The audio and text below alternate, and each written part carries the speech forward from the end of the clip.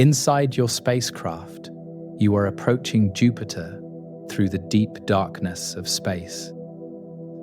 The planet completely fills your view ahead, growing from a single point of light into a massive sphere wrapped in bands of cream and brown and orange. The banded pattern is immediately visible, horizontal stripes that circle the planet. And there, in the southern hemisphere, sits an oval feature colored rust red against the paler clouds surrounding it. This oval is larger than Earth, 16,000 kilometers across, and it turns slowly in a counterclockwise rotation that has continued for more than 300 years.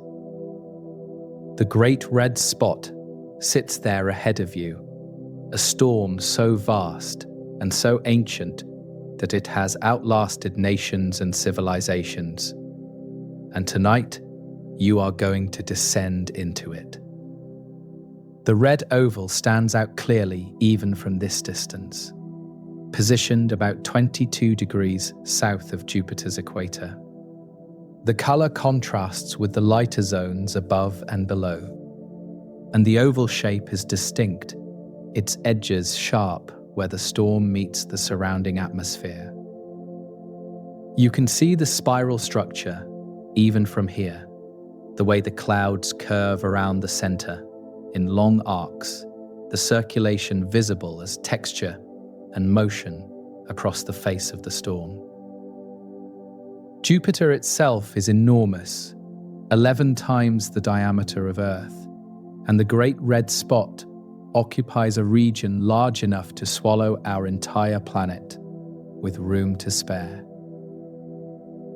You are listening to the Drowsy Astronaut, and this is a slow journey into the largest and oldest storm in the solar system.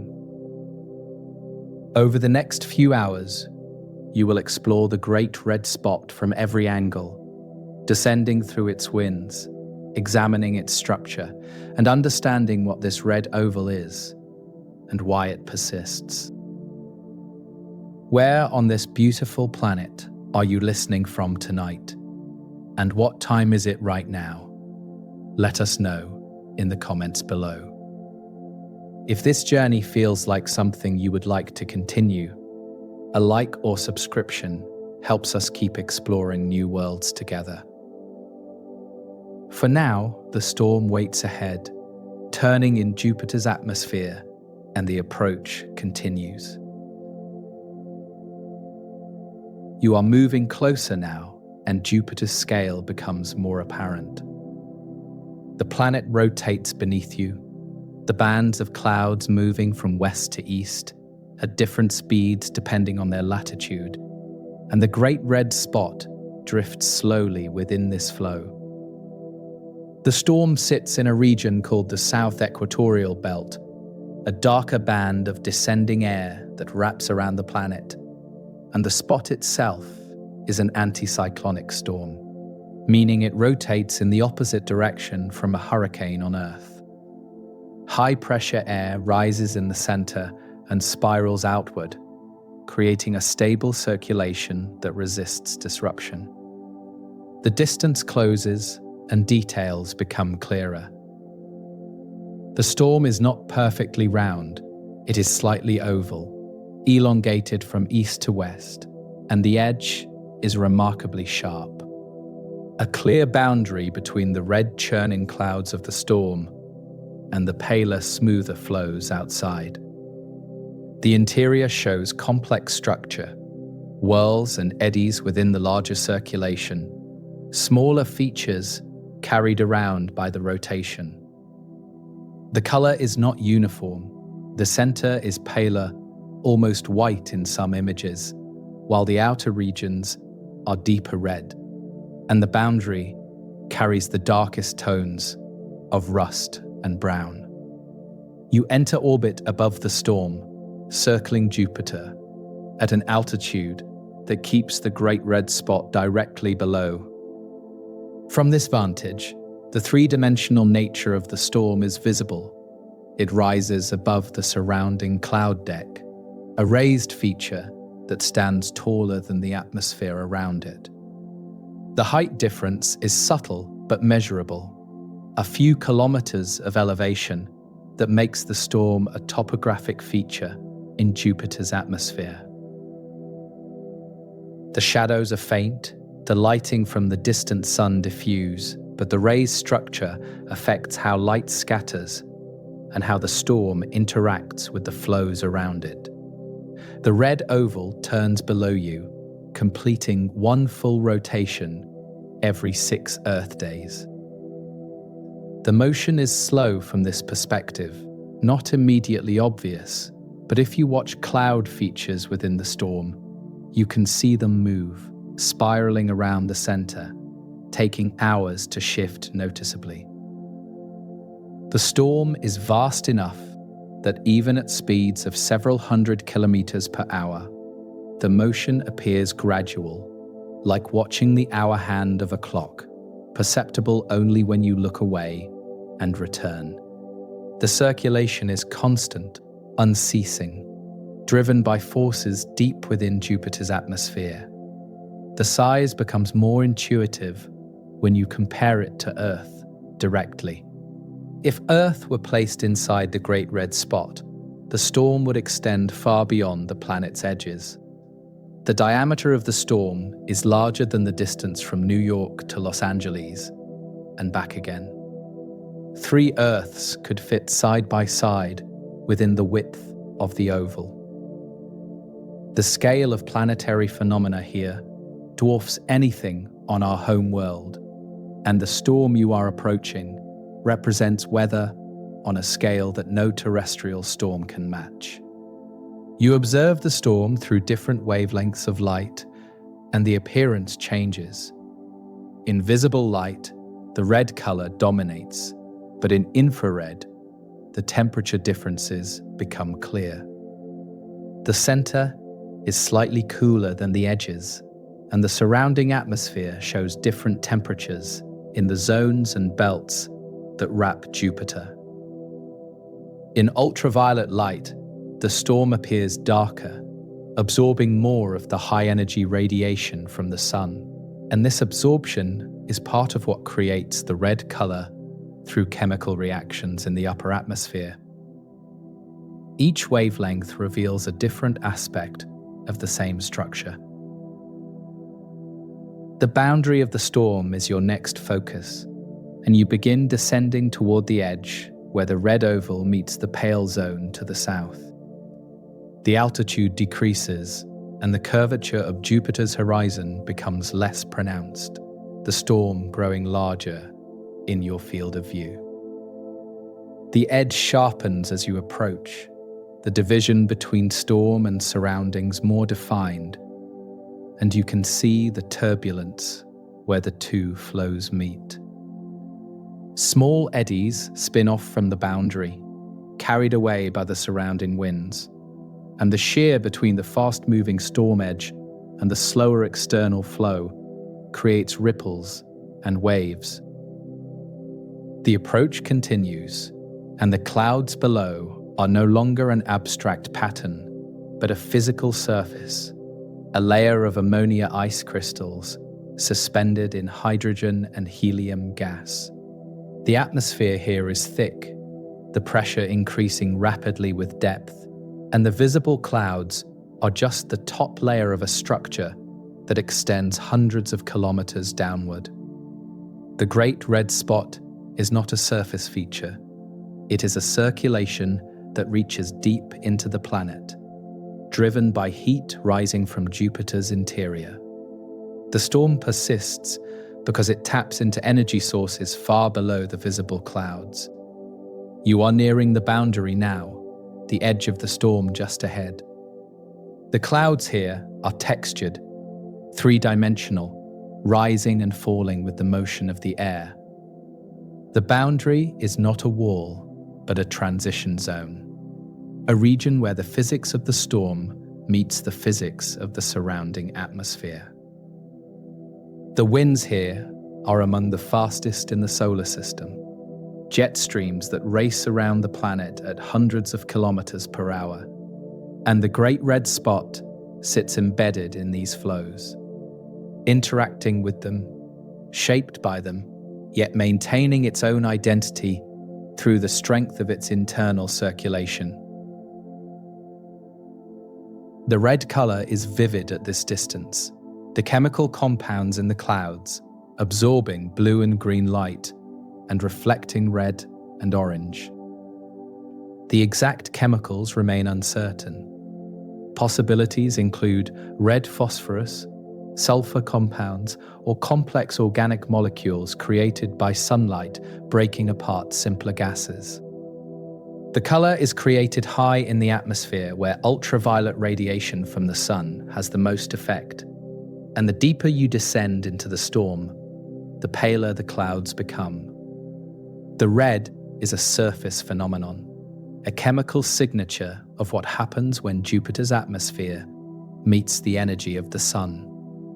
You hover just outside the boundary, the edge of the great red spot, stretching to your left and right, curving away into the distance. The storm is so large that even from close proximity, the curvature is gentle, the edge extending beyond the horizon in both directions. The boundary appears as a river of motion, the clouds flowing along the edge, some pulled into the storm, others deflected outward. The turbulence here is constant, the interaction between two different atmospheric flows, creating instability that generates smaller storms and eddies that live briefly before dissipating. The motion along the boundary is easier to see now. Clouds move from right to left relative to your position, carried by the counterclockwise rotation of the storm. The speed is difficult to judge without reference points, but measurements from spacecraft have clocked the winds at the boundary at over 400 kilometers per hour. The air moves fast, faster than any hurricane on Earth, yet the storm itself is stable, the boundary holding its position, the oval maintaining its shape. The great red spot has held this form for as long as humans have observed it. And the boundary you see now is the same boundary that astronomers sketched in the 1800s when telescopes first resolved the storm clearly. The journey inward is about to begin, and the boundary is the threshold. Crossing this line means entering a region where the rules are different, where the atmosphere behaves according to the storm's internal dynamics rather than the broader flow patterns of Jupiter. The storm is a world within a world, a circulation that operates semi-independently, influenced by its surroundings, but not controlled by them. The edge ahead marks the beginning of the great red spot's interior, and the exploration of that interior will reveal the mechanisms that have kept this storm alive for centuries.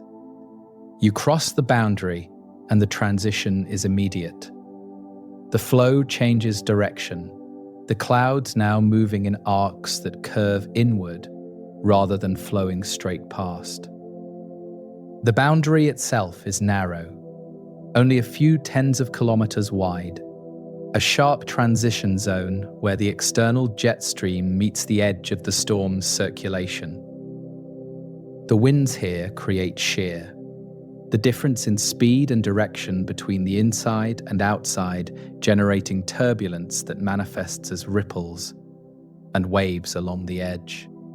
The air you are moving through is not calm, it is dynamic, filled with motion.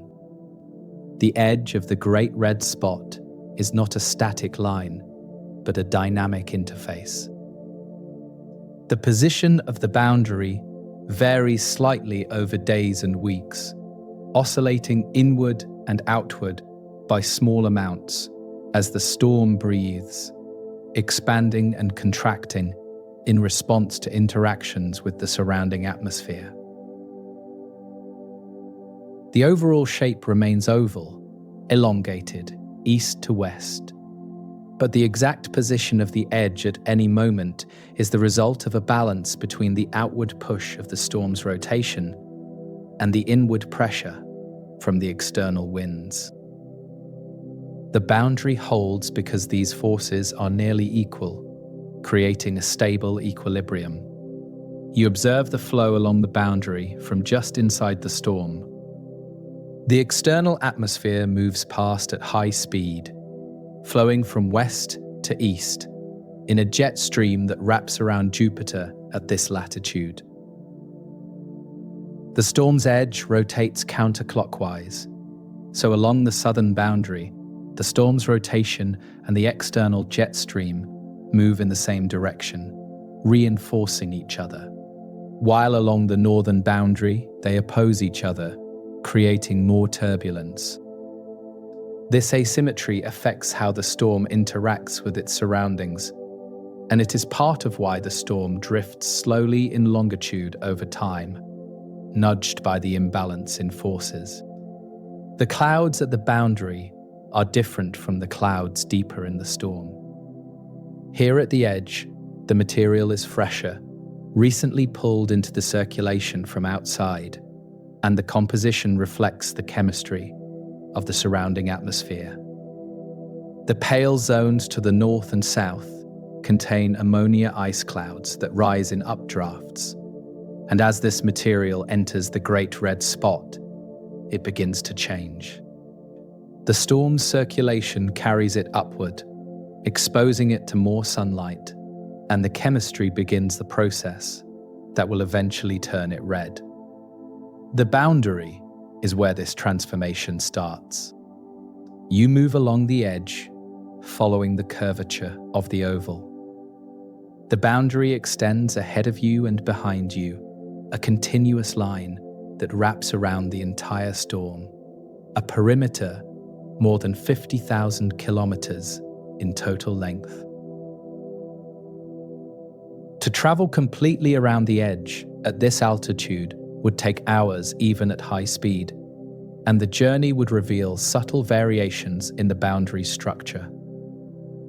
Some sections are smoother, others more turbulent, and the level of activity depends on what is happening in the external atmosphere at that moment, whether disturbances are passing by or the flow is steady.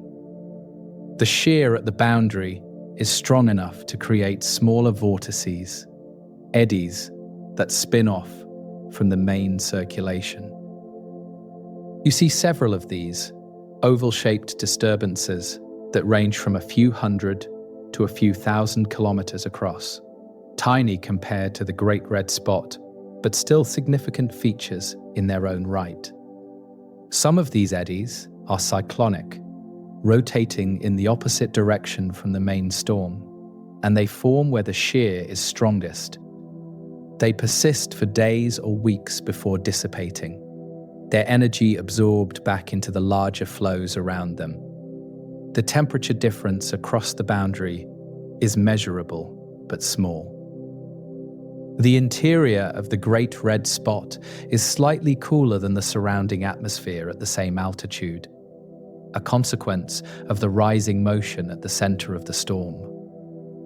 Air that rises, expands, and cools, and the continuous upward motion in the core keeps the temperature lower than in the descending air of the surrounding South Equatorial Belt. This temperature difference is subtle, only a few degrees, but it contributes to the storm's structure and affects how infrared instruments see the storm from orbit. You descend slightly, moving deeper into the boundary region, and the wind speed increases. The fastest winds in the Great Red Spot are not at the center, but at mid-radius, roughly halfway between the center and the edge. The boundary is where the winds begin to accelerate, and the motion you feel now is stronger than it was just outside. The speed builds as the circulation draws you inward, the flow organized into the spiral pattern that defines the storm's structure. The motion is smooth at this scale, the turbulence of the boundary giving way to more organized rotation. The boundary holds its shape through a balance of forces.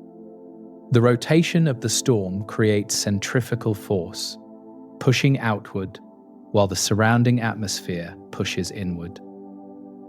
The storm also interacts with the vertical structure of Jupiter's atmosphere, the way density and pressure change with depth, and this vertical stratification helps confine the storm and prevent it from simply spreading out and dissipating.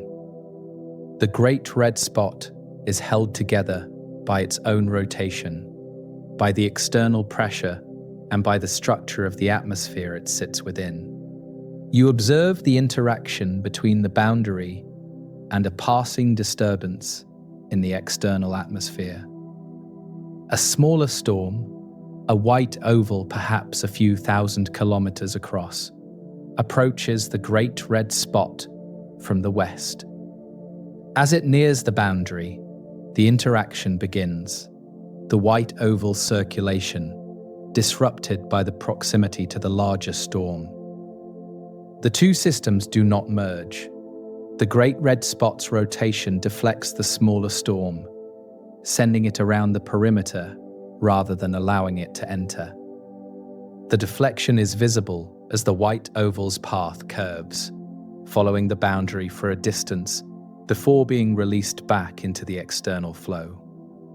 The boundary has remained distinct for as long as observations have been made.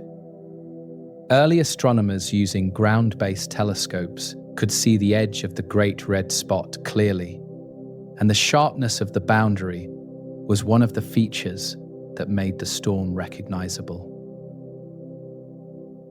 The oval shape and the clear division between red and pale clouds allowed the storm to be tracked year after year, and the consistency of the boundary gave confidence that the feature was a persistent structure rather than a temporary disturbance. The edge you are observing now is the same edge that has defined the storm for centuries. The collar region around the storm is also visible from here. Just outside the main boundary, a ring of alternating cyclonic and anticyclonic vortices circles the Great Red Spot, embedded in the jet streams above and below the storm. These vortices are smaller than the main storm, but still substantial, and they interact with the boundary, sometimes merging with the edge, sometimes drifting away. The collar is dynamic, changing over weeks and months, and it represents the complex interaction between the Great Red Spot and the broader circulation of Jupiter's atmosphere. You move away from the boundary, heading inward, and the edge recedes behind you.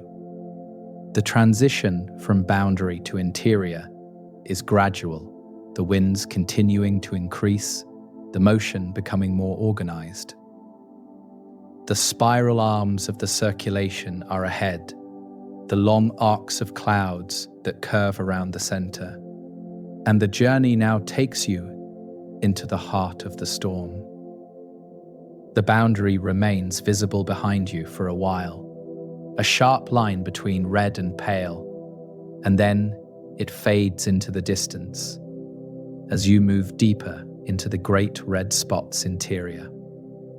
The boundary is the interface, the place where the storm meets the rest of Jupiter, and understanding it is key to understanding why the storm persists. The sharpness of the edge, the balance of forces, the interactions with passing disturbances, all of these contribute to the storm's stability. The Great Red Spot is not isolated. It is connected to its environment through the boundary, and that connection allows it to persist while smaller storms around it come and go. The edge you crossed is the line that separates the temporary from the enduring. The winds strengthen as you move inward, and the circulation begins to dominate your motion.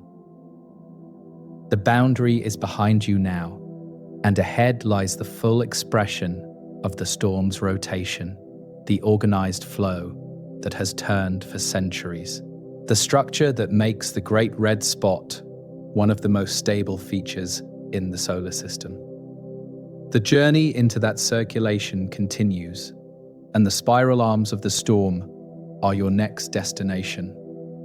The clouds around you are moving in a counterclockwise spiral, long arcs that curve from the boundary inward toward the center. You are now inside the Great Red Spot circulation, and the motion is visible in every direction, clouds flowing in organized streams, the rotation carrying material around the storm's axis. The wind speed here is higher than at the boundary, reaching over 500 kilometers per hour in some regions, and the flow is smooth, the turbulence of the edge replaced by coherent rotation. The storm is an anticyclone, and the circulation reflects that, air rising in the center and spiraling outward at high altitude. The spiral structure is clearest when viewed from above, but even from within the flow, the pattern is apparent. The clouds ahead of you curve to the left, following the counterclockwise rotation, and behind you, they curve the same way, all motion directed around a common center. The spiral arms are not rigid, they shift and evolve over days, but the overall pattern persists, driven by the rotation of the storm. The Great Red Spot turns as a single coherent system, and the circulation you are experiencing is the same circulation that has been measured by spacecraft for decades. The rotation period of the storm is about 6 Earth days. Material near the center takes 6 days to complete one circuit, while material near the boundary takes slightly less time because it travels a shorter path relative to the rotation axis. The difference in rotation speed with radius is called differential rotation, and it is common in fluid systems like atmospheres and oceans. The Great Red Spot rotates as a solid body would in the central region, but near the edges, the rotation speed varies, creating shear that contributes to the storm's ability to shed smaller eddies and maintain its boundary. You move with the flow, carried by the circulation, and the sense of motion is constant. The clouds beneath you are ammonia ice crystals, the same material that forms clouds elsewhere on Jupiter, but here they are organized by the storm's rotation. The crystals are small, a few micrometers across, and they scatter light, giving the clouds their opacity. The red color comes from trace chemicals mixed with the ammonia ice, compounds that form when sunlight breaks apart molecules of methane, ammonia, and other gases, and the fragments recombine into more complex molecules that absorb blue and green light.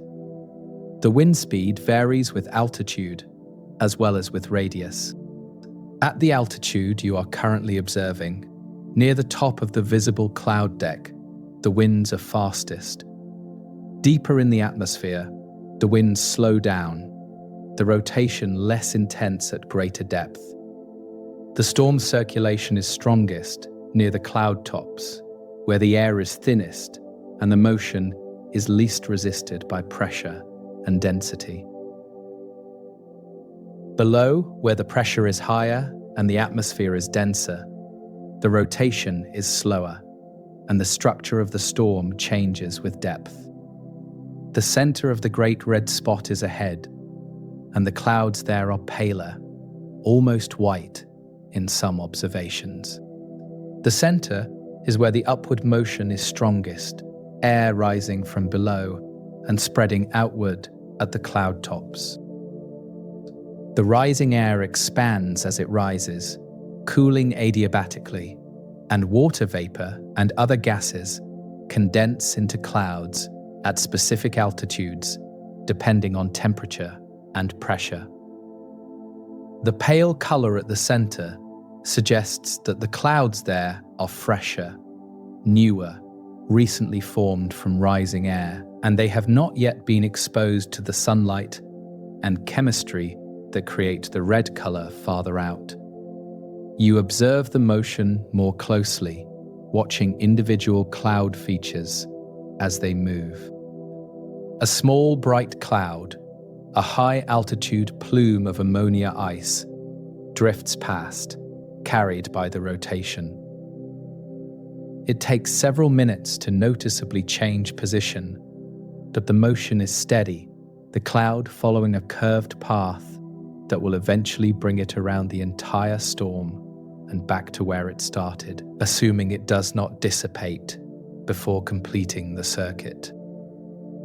The Great Red Spot is full of such features, transient clouds and eddies that live within the larger circulation, contributing to the complex texture visible in high-resolution images. The anticyclonic rotation means the storm is a high-pressure system, the opposite of a hurricane on Earth. In a hurricane, low pressure at the center draws air inward and upward, creating strong winds and heavy rain. In the Great Red Spot, high pressure at the center pushes air outward and upward, and the rising motion is gentler, sustained over a larger area. The difference in pressure between the center and the edge of the storm is small, only a few percent, but it is enough to drive the circulation and maintain the rotation against the friction and turbulence that would otherwise slow it down. The energy that maintains the circulation comes from below. Jupiter emits more energy than it receives from the Sun, radiating heat from its interior that was trapped during the planet's formation 4.5 billion years ago. This internal heat drives convection, rising and falling currents in the atmosphere, and the Great Red Spot taps into this energy source. The rising air at the center is warmer than the surrounding atmosphere at the same altitude, and as it rises and spreads outward, it transfers heat, and this heat transfer sustains the rotation. You are at mid-radius now, the region where the winds are fastest. The rotation is evident in the motion of everything around you, the clouds flowing in smooth arcs, the entire system turning like a wheel. The wind speed here has been measured at over 600 kilometers per hour in some spacecraft observations, faster than the strongest tornadoes on Earth. The speed is sustained by the sheer size of the storm, the large radius allowing the rotation to build momentum that is not easily disrupted. The Great Red Spot is massive enough that small disturbances are absorbed without affecting the overall flow. The circulation is not perfectly symmetrical. The oval shape of the storm means that the distance from the center to the edge varies depending on direction. The storm is elongated east to west, so the flow along that axis is different from the flow along the north-south axis. This asymmetry affects how the storm interacts with the jet streams above and below, and it contributes to the way the storm drifts in longitude over time. The Great Red Spot is not stationary. It moves slowly relative to Jupiter's interior, oscillating back and forth in longitude over periods of years. The rotation has been stable for as long as measurements have been made. Spacecraft observations going back to the Voyager flybys in 1979 show the same counterclockwise rotation, the same spiral structure, the same wind speeds at similar positions within the storm. The circulation does vary. Wind speeds increase and decrease over months and years, and the exact pattern of clouds changes continuously. but the fundamental structure persists. The Great Red Spot is remarkably stable, a self-sustaining vortex that resists the disruptions that would destroy smaller storms. You move closer to the center, and the wind speed begins to decrease. The fastest winds are behind you now, and ahead the rotation is slower, the flow less intense. The center of the storm is a region of relative calm, not motionless, but less violent than the mid-radius regions, where the winds peak. The clouds here are organized differently, rising vertically rather than flowing horizontally, and the upward motion is the defining characteristic of the storm's core. The center is where the storm draws its energy from below, where the connection to Jupiter's deep atmosphere is strongest. The journey through the circulation has revealed the organized nature of the Great Red Spot.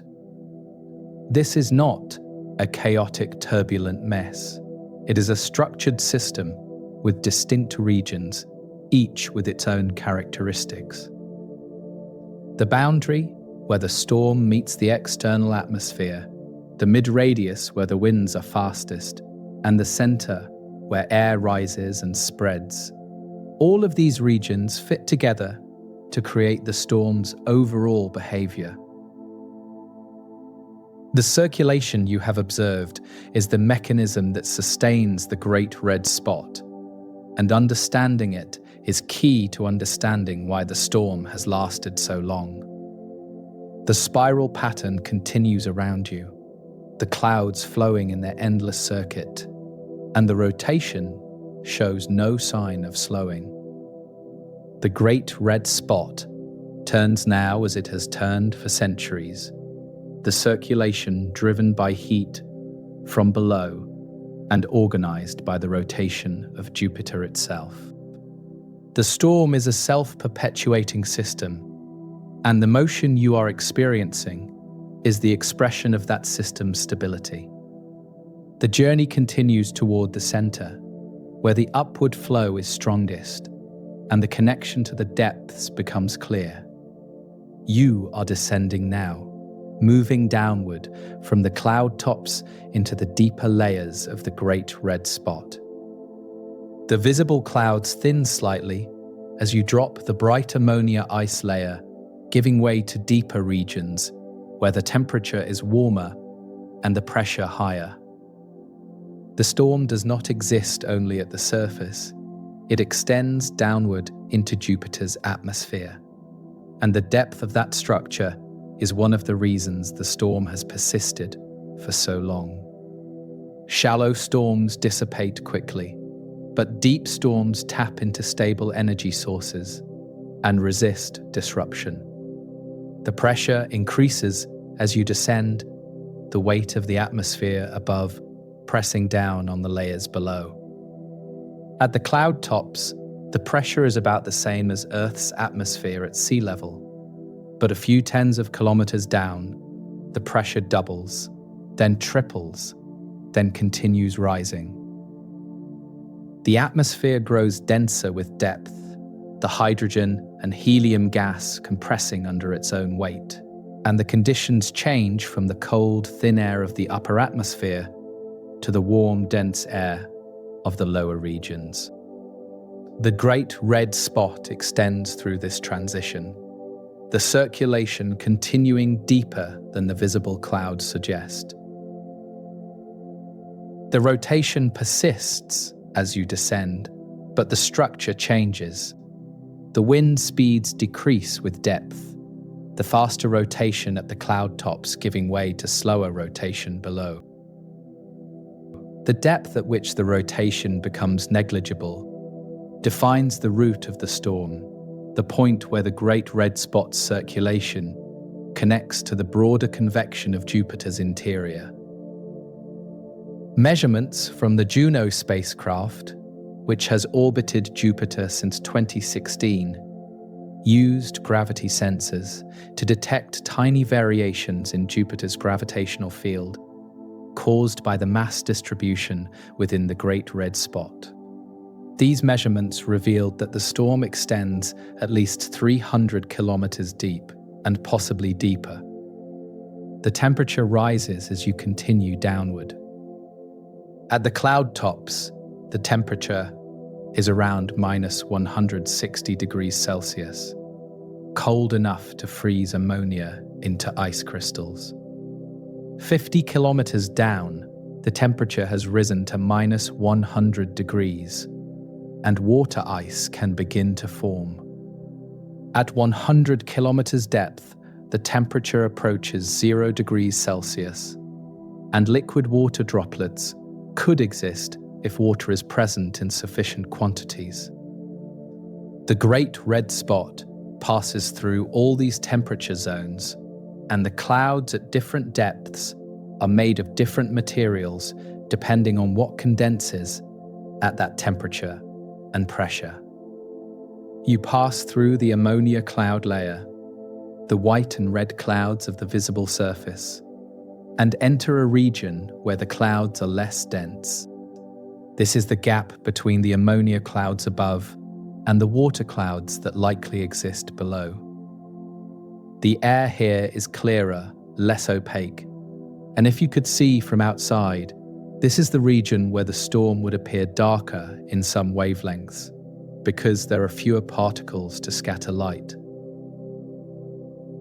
The circulation continues here, the rotation carrying you downward and outward in a spiral that stretches vertically as well as horizontally. The depth of the storm is significant because it connects the surface to the interior. Jupiter's internal heat source is deep below, where the pressure is so high that hydrogen behaves like a metal, and the temperature reaches thousands of degrees. That heat rises through convection, currents of warm gas ascending and cooler gas descending, and the Great Red Spot is part of that convective system. The storm's route extends down to where the convection is strong enough to feed energy into the circulation, sustaining the rotation against the forces that would otherwise cause it to slow and dissipate. You reach a depth of 200 kilometers, and the pressure here is several times Earth's sea level pressure. The temperature has risen to around 50 degrees Celsius, warm by human standards, but still cool compared to the depths below. The rotation is still present, but it is slower than at the surface. The winds perhaps half the speed you experienced at the cloud tops. The storm's influence extends this far down, the circulation organizing the flow, even at this depth. And the connection between surface and depth is what gives the Great Red Spot its stability. The three-dimensional structure of the storm resembles a cylinder or a cone, wider at the top and narrowing with depth. The exact shape depends on how the rotation changes with depth, and this is still being studied. Some models suggest the storm extends as a coherent vortex down to 300 or 400 kilometers, while other models predict a shallower structure with the rotation fading more quickly. The Juno gravity measurements favor the deeper models, but the exact depth and shape remain areas of active research.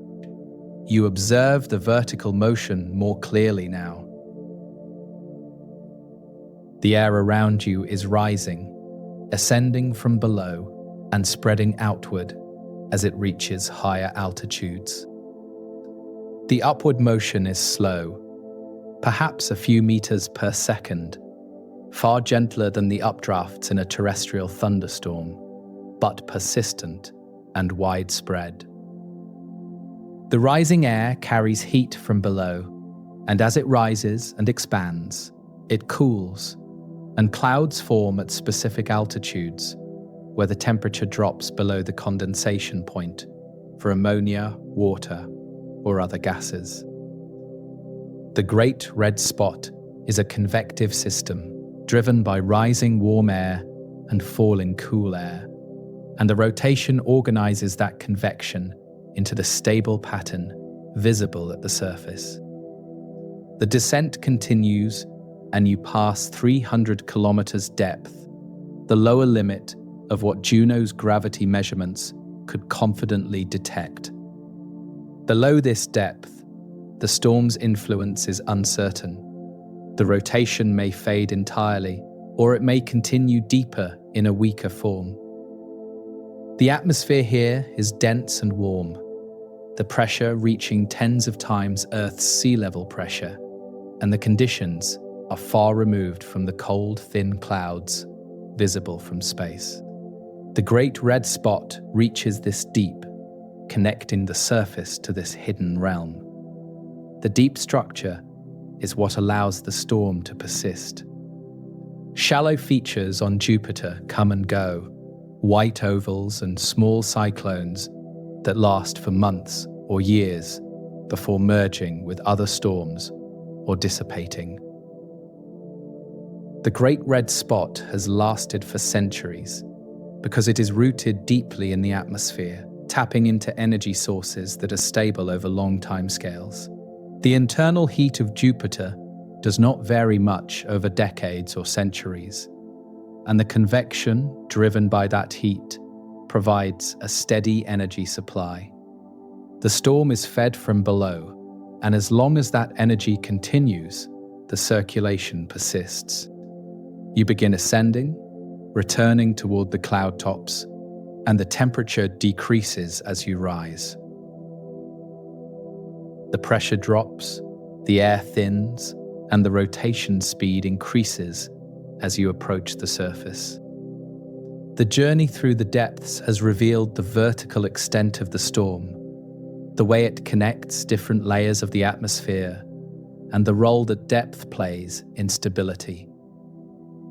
The Great Red Spot is not just a surface phenomenon, it is a structure that extends through a significant fraction of Jupiter's atmosphere, and that three-dimensional nature is central to its longevity.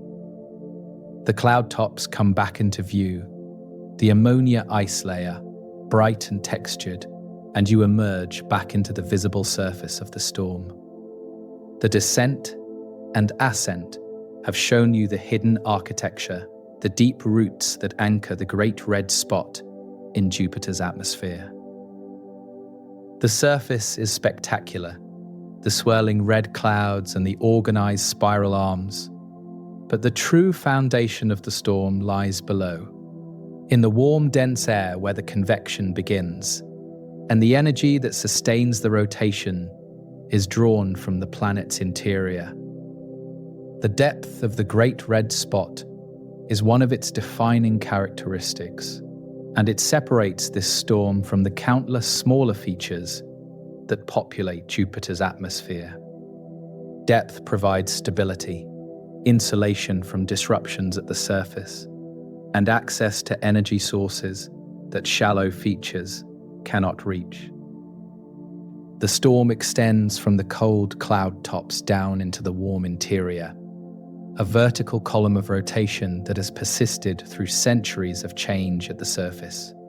And the depth ensures that the Great Red Spot will likely continue for centuries more.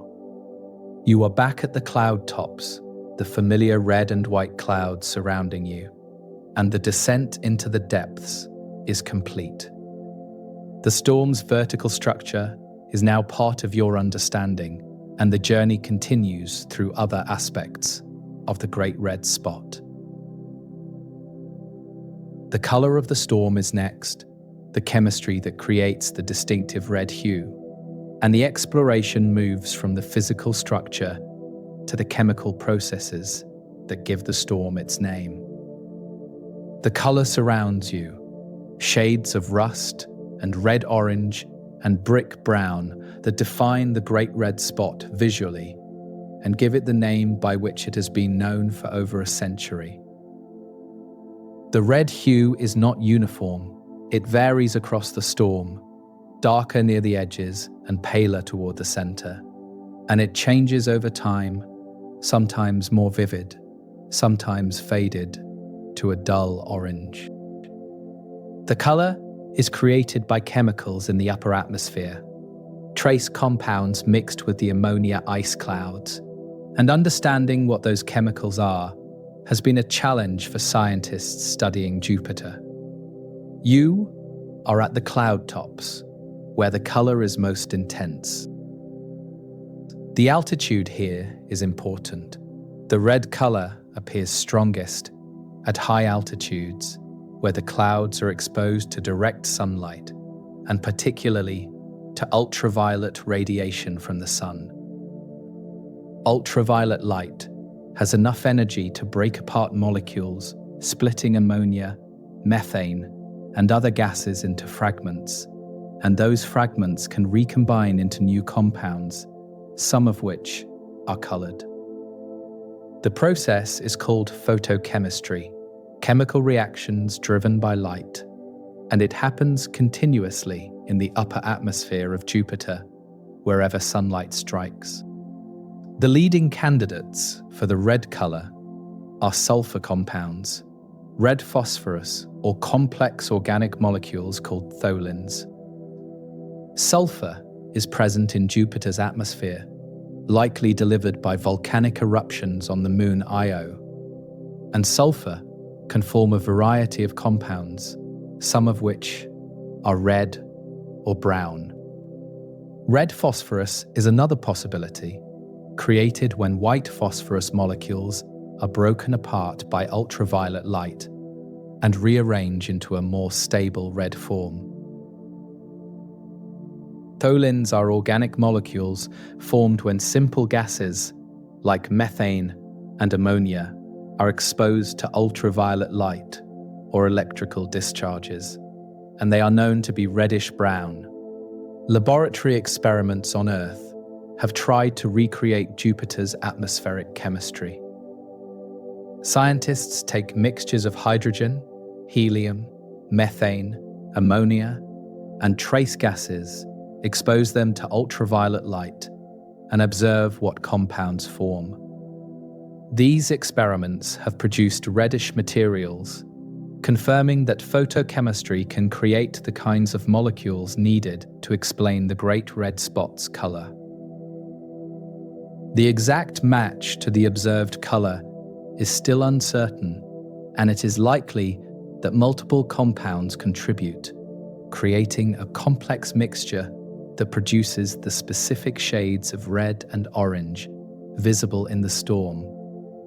The red color is created at the top of the clouds, where the photochemistry is most active.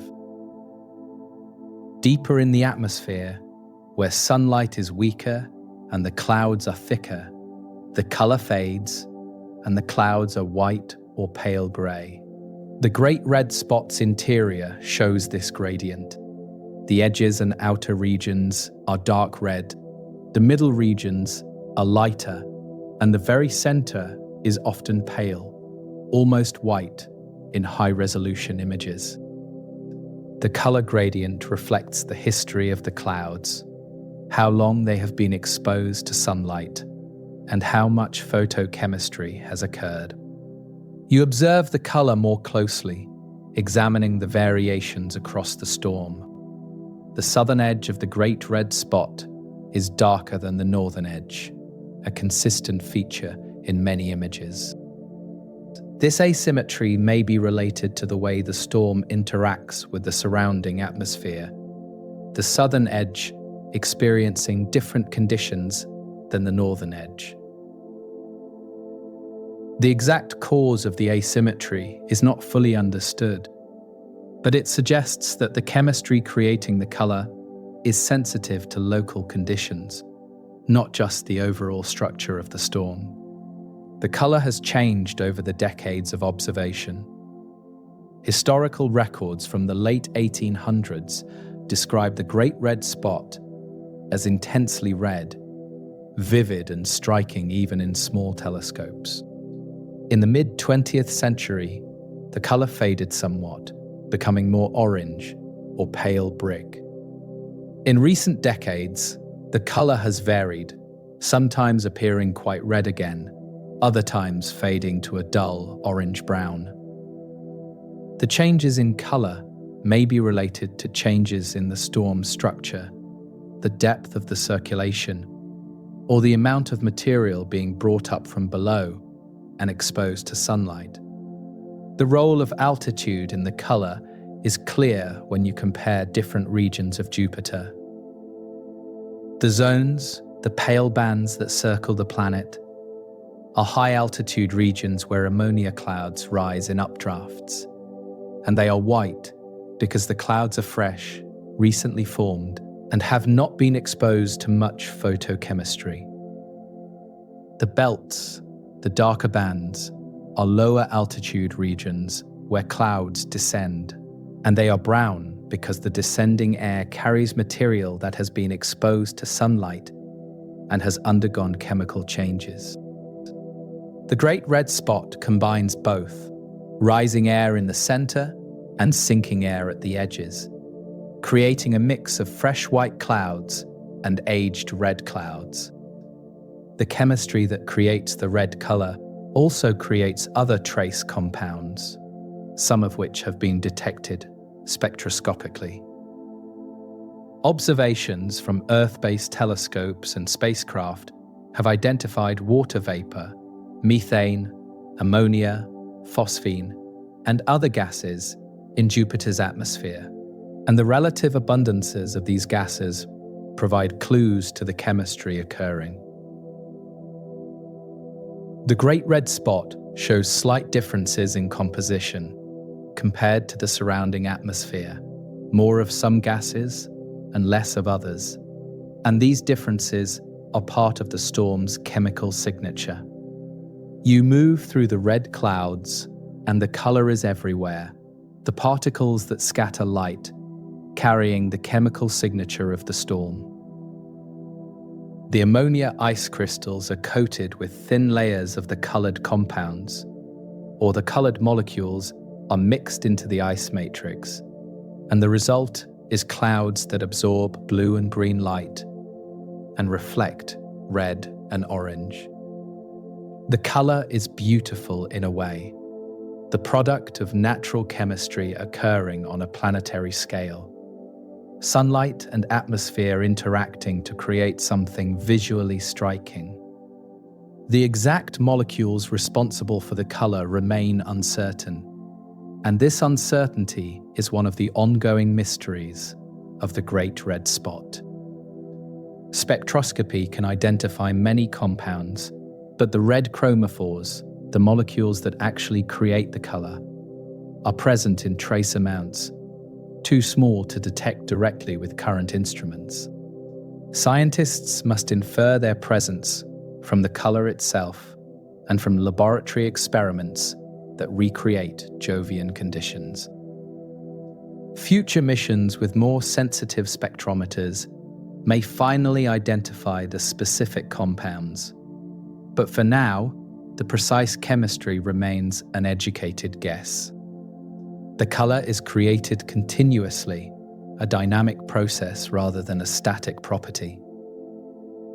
The photochemistry that produces the red compounds is ongoing, breaking apart molecules and recombining them. And the circulation of the storm brings fresh material up from below to replace the colored material that is carried downward or outward. The Great Red Spot is a chemical factory, processing the atmosphere through its circulation and creating the distinctive red hue that has made it one of the most recognizable features in the solar system.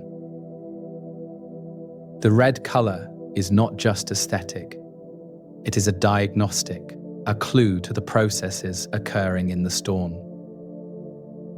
The color tells you that the storm has high-altitude clouds exposed to sunlight, that the circulation brings material up from below and spreads it outward, and that the chemistry involves trace compounds that are more complex than the simple hydrogen and helium that make up most of Jupiter's atmosphere.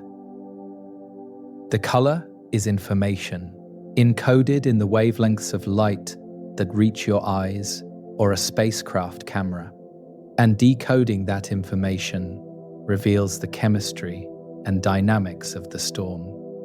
You pull back slightly, viewing the storm from a distance that allows the full color pattern to be visible. The red oval stands out against the pale zones, and darker belts, a distinct feature with its own chemical identity. The color is part of what makes the Great Red Spot recognizable, part of what allows it to be tracked year after year through centuries of observation. The red hue is the storm's signature, created by the interaction of light and chemistry, and it is renewed continuously as long as the circulation persists and the sun shines on Jupiter's atmosphere. The color you are observing is the same color that astronomers have sketched and photographed for over a century, the same red that appears in images from Pioneer, Voyager, Galileo, Cassini, and Juno. The chemistry creating the color is ancient, operating according to the same principles that have applied since the storm formed, whenever that was. The red clouds turn in their endless rotation, the color sustained by sunlight and circulation, and the Great Red Spot remains red as long as both continue. You are watching the storm over the course of days, observing how it moves and changes as Jupiter rotates beneath it. The Great Red Spot does not stay perfectly still relative to Jupiter's surface. It drifts slowly in longitude, moving westward and eastward in an oscillating pattern over periods of years. The motion is gradual, only a few degrees of longitude per year, but over decades the drift is measurable. The storm's position today is slightly different from its position a decade ago, and that position will be slightly different a decade from now. The drift occurs because the Great Red Spot is embedded in Jupiter's zonal wind system. Jupiter rotates rapidly, completing one rotation in about 10 hours. And this fast rotation creates strong east-west winds that organize the atmosphere into bands. The zones are regions of rising air and westward winds, while the belts are regions of sinking air and eastward winds. The Great Red Spot sits in the south equatorial belt, and the winds there blow eastward, but the storm itself moves with its own motion, interacting with the jet streams above and below it. The storm's motion relative to Jupiter's interior is not fixed. The deep interior of Jupiter rotates as a solid body, or nearly so, with a rotation period defined by the planet's magnetic field, which is anchored in the metallic hydrogen layer far below the clouds. The atmosphere above does not rotate uniformly. Different latitudes rotate at different speeds, and the Great Red Spot drifts relative to this deep rotation. The position of the storm oscillates, moving a few degrees westward over several years, then reversing and moving eastward, creating a pattern that has been observed for over a century. You observe the storm's interaction with the jet streams. The south equatorial belt's jet stream flows eastward at high speed, and the Great Red Spot sits partially within that flow. The northern boundary of the storm interacts with the southward edge of the South Tropical Zone, where the winds are westward, and the southern boundary interacts with the northward edge of the South Temperate Belt, where the winds are also different. These interactions create forces that nudge the storm, sometimes accelerating it slightly, sometimes decelerating it, and the balance of these forces determines the storm's drift rate. The storm's position in longitude is tracked using a coordinate system fixed to Jupiter's rotation. Astronomers define 3 rotation systems for Jupiter: System 1 for equatorial regions, System 2 for higher latitudes, and System 3 based on the magnetic field. The Great Red Spot's position is usually referenced to System 2, and the drift is measured as the change in longitude over time. Historical records show that the storm's longitude has varied by several tens of degrees over the past century, oscillating back and forth in a pattern that is not perfectly regular but shows long-term trends. You watch the storm as Jupiter rotates beneath it, the planet turning from west to east, while the storm maintains its position relative to the rotating atmosphere. From Earth, the Great Red Spot appears and disappears as Jupiter rotates, visible for about 5 hours during each 10-hour rotation period, then rotating out of view for the other 5 hours. Observers on Earth must wait for the right timing to see the storm, and schedules are published that predict when the Great Red Spot will be visible, based on its current longitude and the rotation period of Jupiter. The day-to-day variability of the storm is also evident when you observe closely. The clouds within the Great Red Spot change continuously, new features appearing and old features dissipating, the internal weather of the storm playing out in real time. Small bright clouds form in the rising air at the center, expand, and are carried outward by the rotation.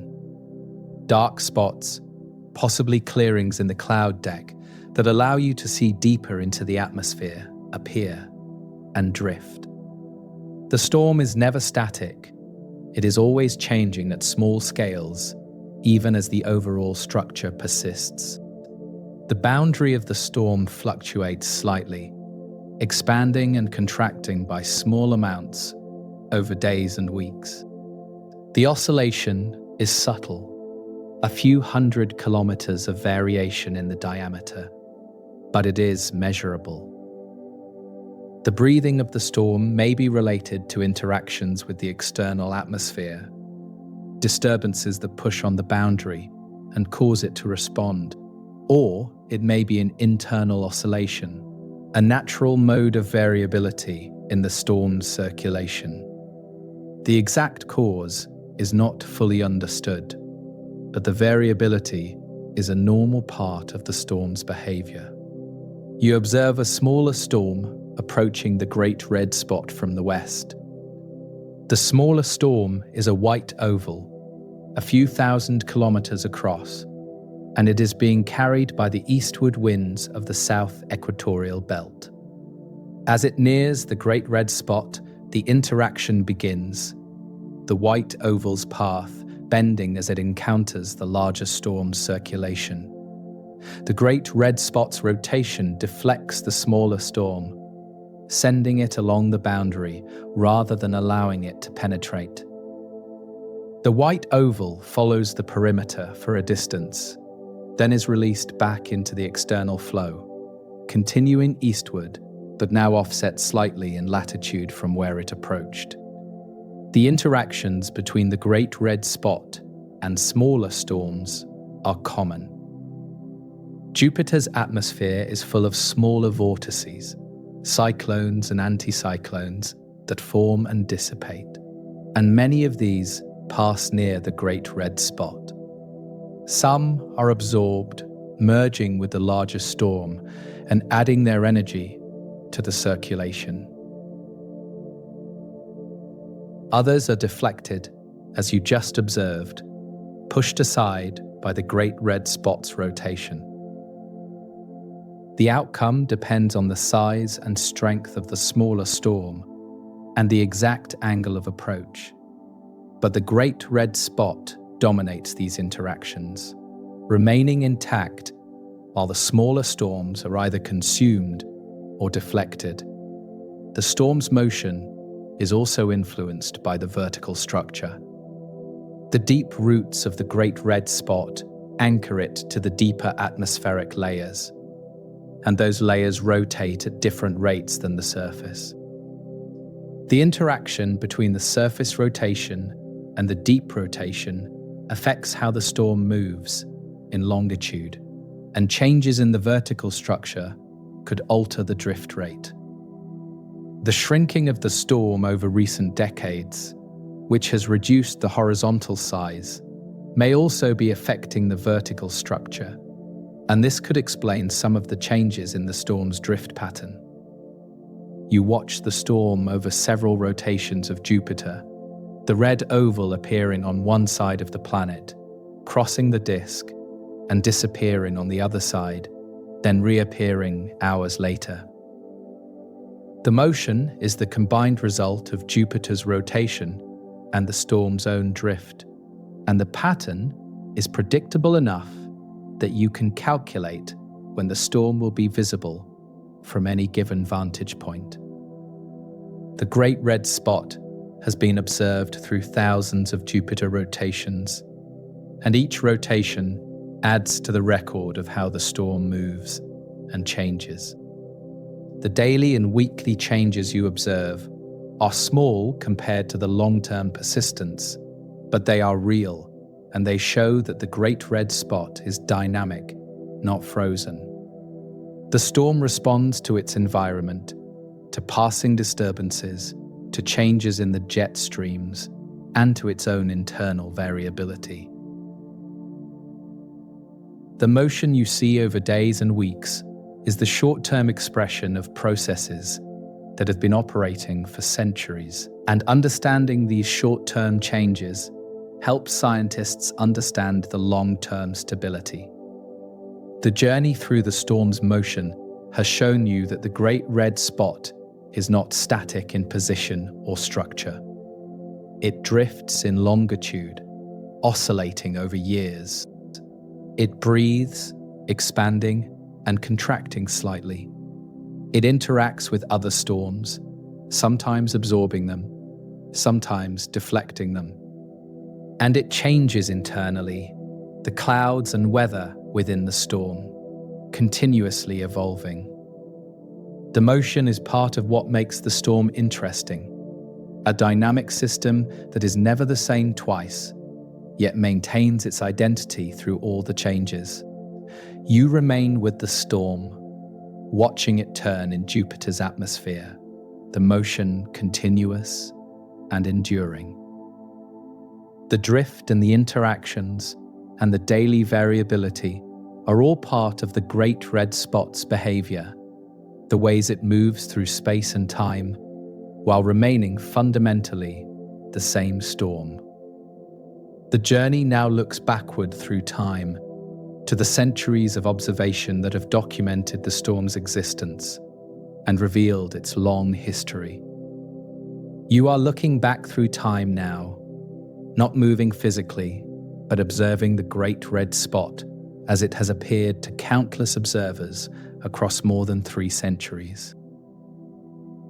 The storm you are witnessing today is the same storm that astronomers in the 1600s may have seen, though the exact continuity is uncertain. And it is definitely the same storm that has been continuously observed since the 1830s. The history of observation is long, and it tells the story of how humans came to understand this enduring feature of Jupiter. The first possible sighting of the Great Red Spot was made by Giovanni Cassini in 1665. Cassini, observing from Paris with a telescope, noted a prominent spot on Jupiter's disk, and he called it the permanent spot. He observed it for several years, but then records become scarce, and it is unclear whether later observers saw the same feature or whether it faded and then returned. The uncertainty arises because early telescopes were small and the observations were difficult, and detailed records were not always kept. Whether Cassini's permanent spot was the Great Red Spot we see today, remains a matter of debate. The continuous modern record of the Great Red Spot begins in the 1830s. Astronomers, using improved telescopes, began to regularly observe and sketch Jupiter, and a prominent red oval in the southern hemisphere appeared in drawings from that era. The feature was noted year after year, and by the 1870s, it had become a well-known characteristic of Jupiter. The storm was described as intensely red during this period, vivid enough to be seen even in modest telescopes, and it was significantly larger than it is today, extending over 40,000 kilometers in width. You imagine the view through those early telescopes, the red oval barely resolved, a blurry feature on the disk of a distant planet. The observers of the 1800s had no way to know what they were looking at, whether it was a solid surface feature or an atmospheric phenomenon, and the persistence of the spot puzzled them. Why did it not change position or fade away like other features on Jupiter? The mystery of the Great Red Spot's longevity was recognized early, and it drove continued observation and eventually led to the understanding that it was a storm, not a surface feature. The late 1800s and early 1900s saw increasing interest in the Great Red Spot. Astronomical societies organized coordinated observing campaigns, with multiple observers around the world sketching Jupiter and tracking the storm's position and appearance. These observations established that the storm drifted in longitude, moving slowly relative to the rest of Jupiter, and that its size and color varied over years and decades. The coordinated efforts created a record that has continued to the present day, an unbroken chain of observation spanning over a century and a half. The era of photography began in the early 20th century, and Jupiter became a target for planetary photographers. Early photographic plates captured the Great Red Spot with more precision than drawings, and the images could be measured and compared over time. The photographs confirmed the storm's size, shape, and position, and they provided a more objective record than sketches, which could vary depending on the skill and interpretation of the observer. The transition from visual observation to photography was a major step in documenting the storm's history. The space age brought a new era of observation. The Pioneer 10 and 11 spacecraft flew past Jupiter in 1973 and 1974, and they returned the first close-up images of the Great Red Spot. The images showed details never seen before: the spiral structure within the storm, the complex clouds at the boundary, and the interactions with surrounding features. Pioneer revealed that the Great Red Spot was a dynamic, three-dimensional structure, not just a colored oval, and the images transformed scientific understanding of the storm. Voyager 1 and 2 followed in 1979, and their images of the Great Red Spot are among the most famous ever taken. The Voyager spacecraft carried better cameras than Pioneer, and they captured the storm in stunning detail, showing the swirling clouds, the eddies along the boundary, and the color variations across the storm. Voyager also observed the storm over several days, documenting the rotation and the internal motion, and the time-lapse sequences created from Voyager images are still used in research and education today. You watch the Voyager images in sequence, the Great Red Spot rotating slowly, the clouds flowing in their spiral pattern, the smaller storms passing by. The images are grainy by modern standards, but they were revolutionary at the time, revealing Jupiter as a dynamic world with active weather systems. The Great Red Spot was no longer just a colored oval in a telescope. It was a massive storm with structure and motion, and the Voyager observations provided the first detailed look at how the storm behaves. The Galileo spacecraft arrived at Jupiter in 1995 and orbited the planet for nearly 8 years. Galileo carried instruments that could observe the Great Red Spot in multiple wavelengths, from ultraviolet to infrared, and the observations revealed the temperature structure, the cloud composition, and the vertical structure of the storm. Galileo also observed the storm over multiple rotations and over several years, documenting changes in the color, size, and internal structure. The Galileo era provided the first long-term study of the storm from orbit, and the data collected is still being analyzed. The Cassini spacecraft flew past Jupiter in 2000 on its way to Saturn, and it took high-resolution images of the Great Red Spot during the flyby. Cassini's cameras were more advanced than Galileo's, and the images showed even finer details, including small features within the storm that had not been visible before.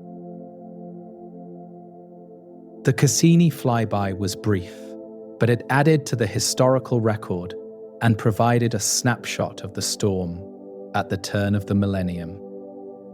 The Juno spacecraft entered orbit around Jupiter in 2016, and it has been observing the Great Red Spot with unprecedented detail ever since.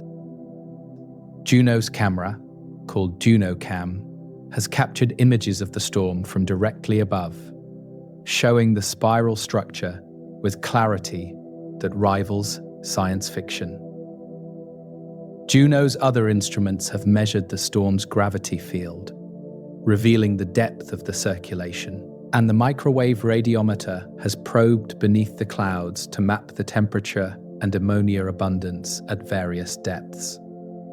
Juno is still active, and it continues to add to the observational record. You see the progression of images across decades, each mission adding detail and understanding. The Great Red Spot in Pioneer images is a red oval with hints of structure. In Voyager images, it is a swirling storm with visible dynamics. In Galileo images, it is a detailed system with temperature and composition data. In Juno images, it is revealed in exquisite detail, the clouds and colors and motion, all visible. The improvement in technology has allowed scientists to see deeper and understand more, but the fundamental subject remains the same: the storm that has persisted through all these observations. The historical record also shows changes. The storm was larger in the 1800s, over 40,000 kilometers wide, and it has shrunk continuously since then. The color has varied, sometimes intensely red, other times faded to orange or pale brick. The rotation speed has changed slightly, accelerating and decelerating over decades. The position in longitude has oscillated, drifting westward and eastward in irregular cycles. The Great Red Spot is not perfectly constant. It evolves, but it remains recognizable, and it remains in roughly the same location on Jupiter, making it one of the most enduring features ever observed on another planet. The journey through time has shown you the Great Red Spot as it appeared to different observers in different eras. From Cassini's possible first sighting to the modern spacecraft images, the storm has been watched, sketched, photographed, and studied. The continuity of observation is remarkable. a chain of human effort spanning centuries, all focused on understanding a single atmospheric feature on a distant world. The history of observation is part of the story of the Great Red Spot, a record of curiosity and persistence that matches the persistence of the storm itself. You return to the present, the Great Red Spot as it appears today, and the historical context enriches your understanding. The storm you are observing has a past, a documented history that extends back generations, and that history shows both stability and change. The next aspect of the journey focuses on those changes, the ways the Great Red Spot has evolved over the decades and centuries of observation, and what those changes might mean for the storm's future. The Great Red Spot is smaller now than it was in the past. You are observing a storm that has been shrinking for over a century, a gradual contraction that has reduced its size by more than half. In the 1870s, the storm was over 40,000 kilometers wide, large enough to fit 3 Earths side by side. Today, it is about 16,000 kilometers wide, still enormous, but significantly smaller than its historical size. The shrinking is well documented, measured from decades of observations, and it raises questions about the storm's future. The shrinking has not been uniform.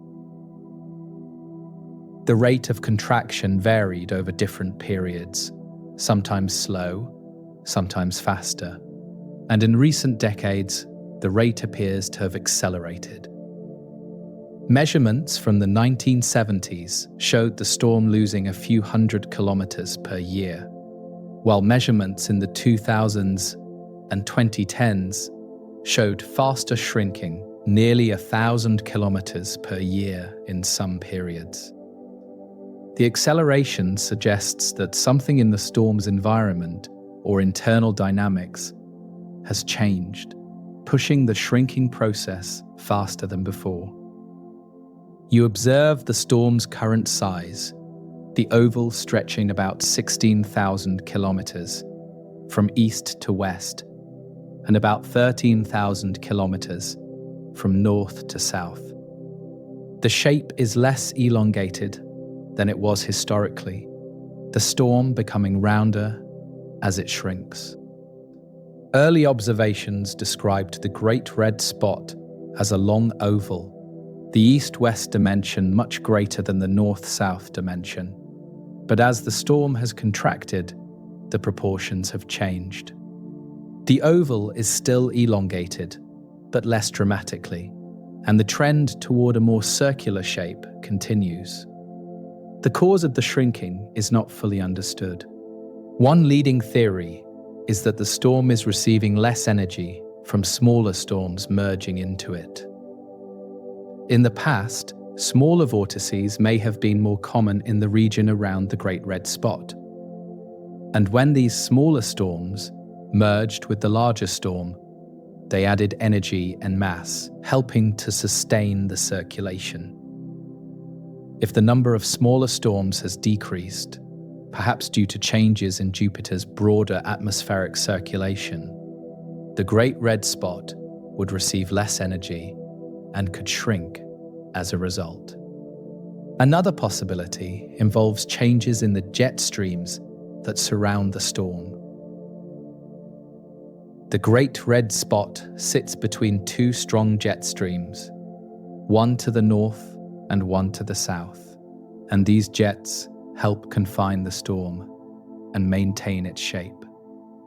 If the strength or position of these jets has changed, the confinement could weaken, allowing the storm to shrink. The interaction between the storm and the jet streams is complex, and small changes in the jets could have significant effects on the storm's size and stability over long timescales. You watch the storm's boundary, the edge that defines its current size, and you wonder whether the shrinking will continue or eventually stop. Some models predict that the storm will stabilize at a smaller size, reaching a new equilibrium where the energy input matches the energy lost to friction and turbulence. Other models suggest the storm could continue shrinking until it becomes too small to sustain itself, eventually dissipating entirely. The outcome depends on factors that are difficult to measure, and the future of the Great Red Spot remains uncertain. The color of the storm has also changed over time, becoming more variable and sometimes less intense. Historical accounts from the late 1800s describe the storm as vividly red, easily visible even in small telescopes, and the color was one of its most striking features. In the mid-20th century, the color faded somewhat, and there were periods when the storm appeared more orange or pale brick than red. In recent years, the color has fluctuated, sometimes appearing quite red again, particularly in high-resolution images from Juno, and other times appearing duller. The changes in color may be related to changes in the storm's vertical structure. If the circulation weakens, less material is brought up from below, and the clouds at the top may not be replenished as quickly. This could lead to less fresh material being exposed to sunlight and less photochemistry, creating the red compounds. Alternatively, changes in the surrounding atmosphere, such as variations in the amount of sulfur or phosphorus available, could affect the chemistry and alter the color. The exact connection between color and structure is still being studied. You observe the storm's rotation, and measurements show that the wind speeds have also changed over time. In some periods, the winds have been measured at over 600 kilometers per hour, while in other periods, they have been slower, around 400 or 500 kilometers per hour. The variations suggest that the storm's internal dynamics are not perfectly constant, and the energy driving the rotation fluctuates over timescales of years to decades. The wind speed changes are another indicator that the Great Red Spot is evolving, not static. The shape of the storm has become rounder, and this change is linked to the shrinking. As the storm contracts, the forces that elongated it east to west become weaker, and the storm relaxes toward a more circular shape. The change in shape affects how the storm interacts with the surrounding jet streams and how it rotates internally. A storm may be more stable in some ways, less vulnerable to being stretched or torn apart by external forces, but it also represents a departure from the historical appearance of the Great Red Spot. You consider what the shrinking means for the storm's depth. If the horizontal size is decreasing, is the vertical depth also decreasing? Some scientists think the depth may be affected, with the storm becoming shallower as it shrinks, which would reduce its access to the deep energy sources that sustain it. Others think the depth may remain relatively constant, with the shrinking occurring primarily in the horizontal dimensions. The question is difficult to answer without direct measurements of the deep structure, and the Juno gravity data provides only a snapshot of the storm at one time, not a long-term record of how the depth has changed. The historical comparison is striking when you see images from different eras side by side. The Great Red Spot in 1870 photographs is a vast, elongated oval dominating the southern hemisphere of Jupiter. The same storm in Voyager images from 1979 is noticeably smaller, but still very large, and the oval shape is still pronounced. The storm in recent Juno images is smaller still, rounder, and the boundary appears sharper. The progression shows a clear trend, a gradual contraction that has continued for over a century. You wonder whether the Great Red Spot will disappear within a human lifetime. If the current rate of shrinking continues, the storm could become quite small within a few decades, perhaps too small to be easily observed from Earth. However, the shrinking rate may not continue unchanged. It could slow or even reverse, and the storm could stabilize at a smaller size. The uncertainty makes predictions difficult, and scientists are watching the storm closely to see what happens next. The changes you observe are a reminder that even the most enduring features in the solar system are not eternal. The Great Red Spot has lasted for centuries, possibly over 300 years, but it is not unchanging.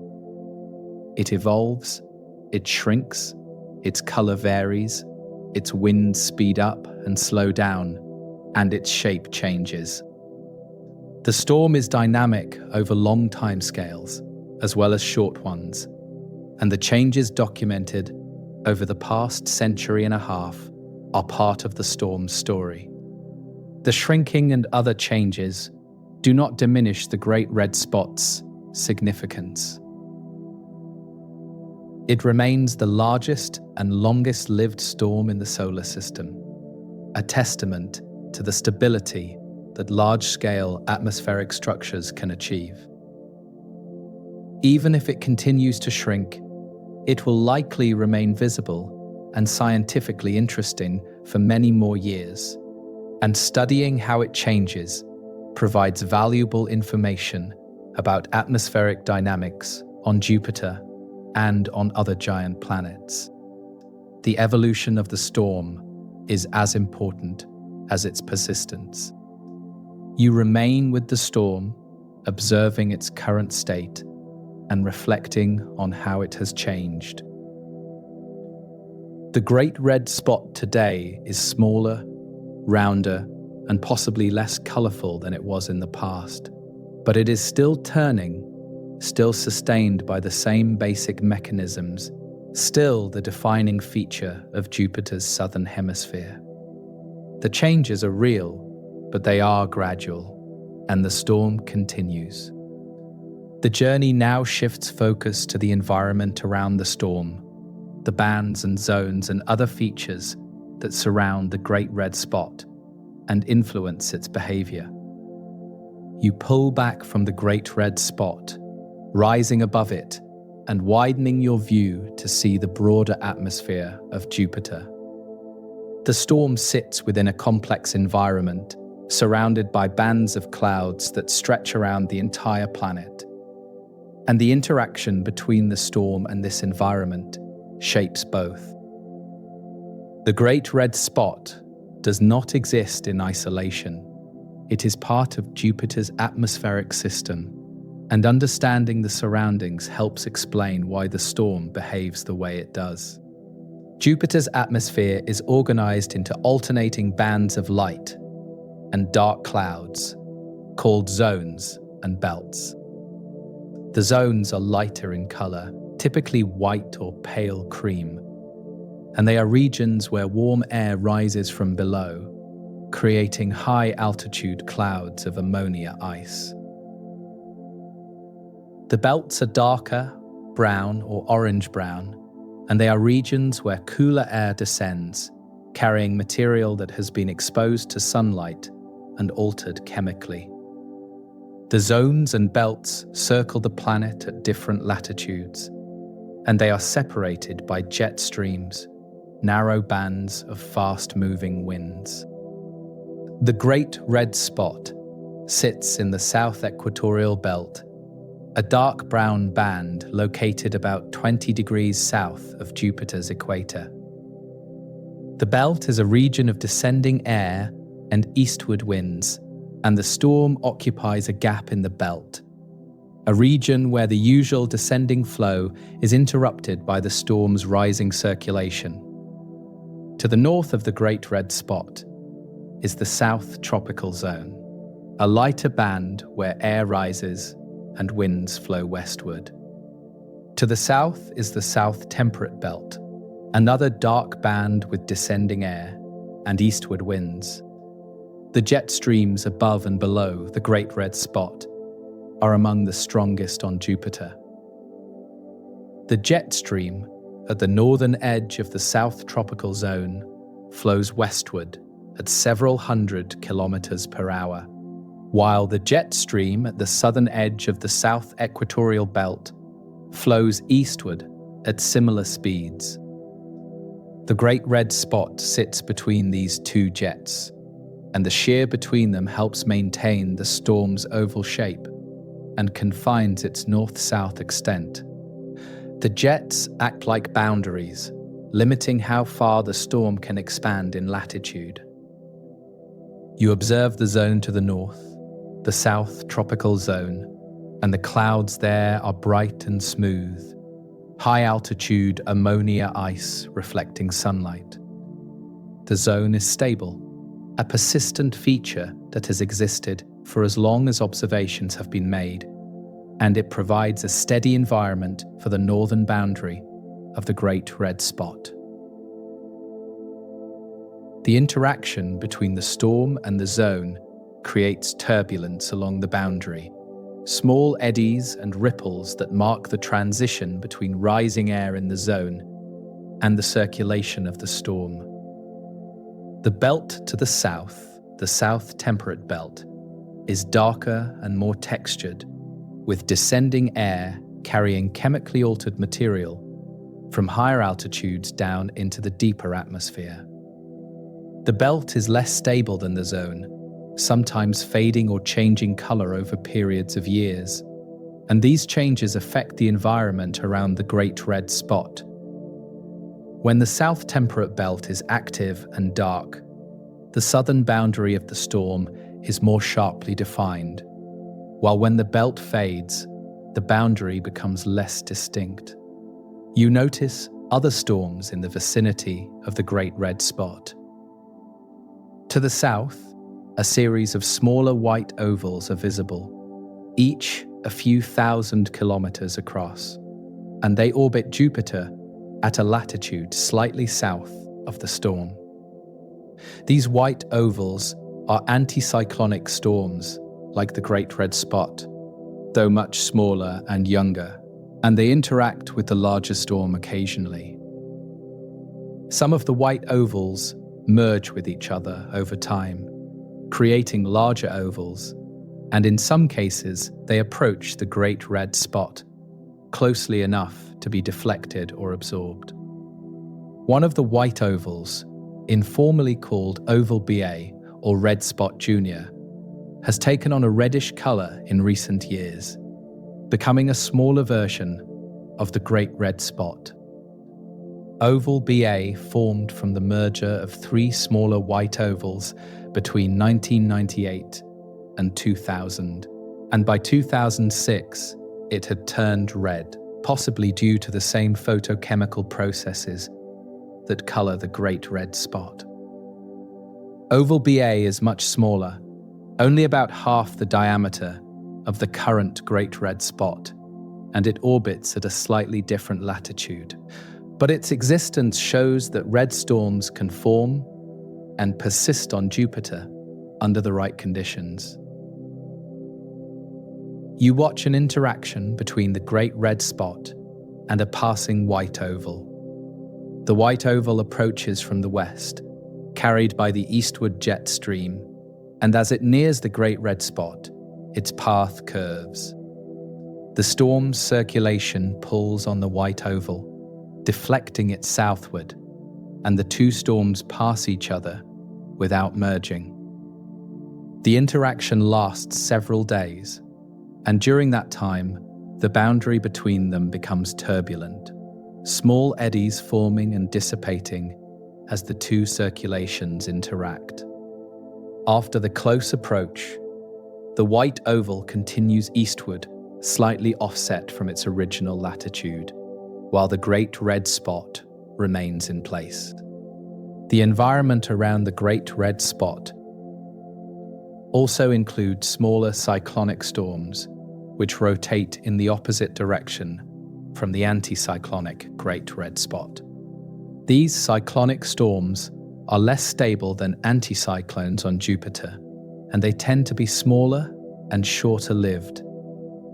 Some cyclones form along the boundary of the Great Red Spot, created by the shear between the storm and the surrounding flow, and they drift along the edge for a time before dissipating. The presence of cyclones and anticyclones in close proximity creates a dynamic environment with vortices of different types interacting continuously. The temperature structure of the surrounding atmosphere affects the Great Red Spot as well. The zones are cooler at the cloud tops because the rising air expands and cools, while the belts are warmer because the descending air compresses and heats. The Great Red Spot itself is cooler than the surrounding South Equatorial Belt at the same altitude, a result of the rising motion at the storm's center. The temperature differences drive atmospheric circulation, and they help maintain the zones, belts, and storms that make up Jupiter's weather system. You observe the larger pattern of Jupiter's atmosphere, the way the zones and belts wrap around the planet in a striped pattern. The banded structure is created by the combination of Jupiter's rapid rotation, which stretches weather systems into east-west bands, and the internal heat of the planet, which drives vertical convection. The Great Red Spot is embedded in this structure, shaped by it and contributing to it, and the storm's long-term stability depends on the stability of the broader atmospheric pattern. The South Equatorial Belt, where the Great Red Spot resides, undergoes periodic disturbances, called South Equatorial Belt disturbances. During these events, the belt darkens or brightens, new storms form, and the atmospheric flow changes. The Great Red Spot is affected by these disturbances, sometimes interacting with the new features, sometimes remaining relatively isolated. The disturbances are irregular, occurring every few years to every few decades, and they represent large-scale changes in Jupiter's atmospheric circulation. You notice the wind speeds in the surrounding jet streams, measured by tracking clouds and features as they move. The jet at the northern edge of the South Tropical Zone flows westward at around 150 meters per second, while the jet at the southern edge of the South Equatorial Belt flows eastward at similar speeds. The Great Red Spot sits between these fast flows, and the shear between the jets contributes to the storm's confinement and its elongated shape. The jet streams are persistent, flowing continuously, and they provide the large-scale structure within which the Great Red Spot exists. The surrounding environment is also where smaller storms that might merge with the Great Red Spot originate. If smaller anticyclones form in the South Equatorial Belt or in nearby zones, they can drift toward the Great Red Spot and be absorbed, adding their energy to the larger circulation. The rate at which this happens affects the storm's size and longevity, and changes in the frequency of smaller storms could explain some of the long-term changes in the Great Red Spot. The environment is both a source of energy and a source of disturbance. You remain above the storm, viewing it in the context of Jupiter's broader atmosphere, and the connection between the storm and its surroundings is clear. The Great Red Spot is shaped by the jet streams, influenced by the zones and belts, and it interacts with other storms that pass nearby. The environment provides the context within which the storm exists, and understanding that environment is essential to understanding the storm itself. The journey now turns to the mysteries that remain, the questions about the Great Red Spot that scientists have not yet answered. The Great Red Spot holds mysteries, despite centuries of observation and decades of spacecraft study.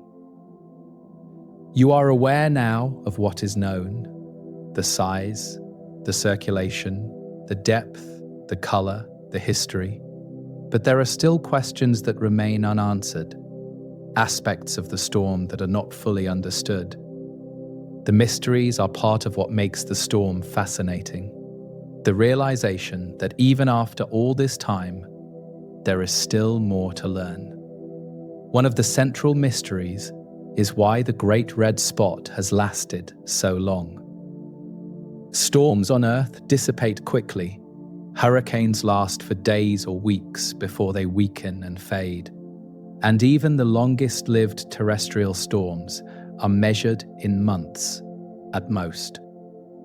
The Great Red Spot has lasted for centuries, possibly over 300 years, and the mechanisms that sustain it over such timescales are not completely understood. The storm taps into Jupiter's internal heat. It is shielded from disruption by its depth, and it exists in a stable atmospheric environment. But the exact balance of factors that allows it to persist remains an area of active research. The question of what started the storm is also unresolved. Did the Great Red Spot form from the merger of smaller storms, or did it originate as a single large disturbance that grew over time? The historical record does not extend far enough back to witness the storm's formation, and the processes that create large anticyclones on Jupiter are not fully understood. Some models suggest that large storms can form spontaneously from turbulence in the jet streams, while other models propose that mergers of smaller storms are necessary. The origin of the Great Red Spot is lost in history, and it may never be known with certainty. The exact chemical composition that creates the red color remains uncertain.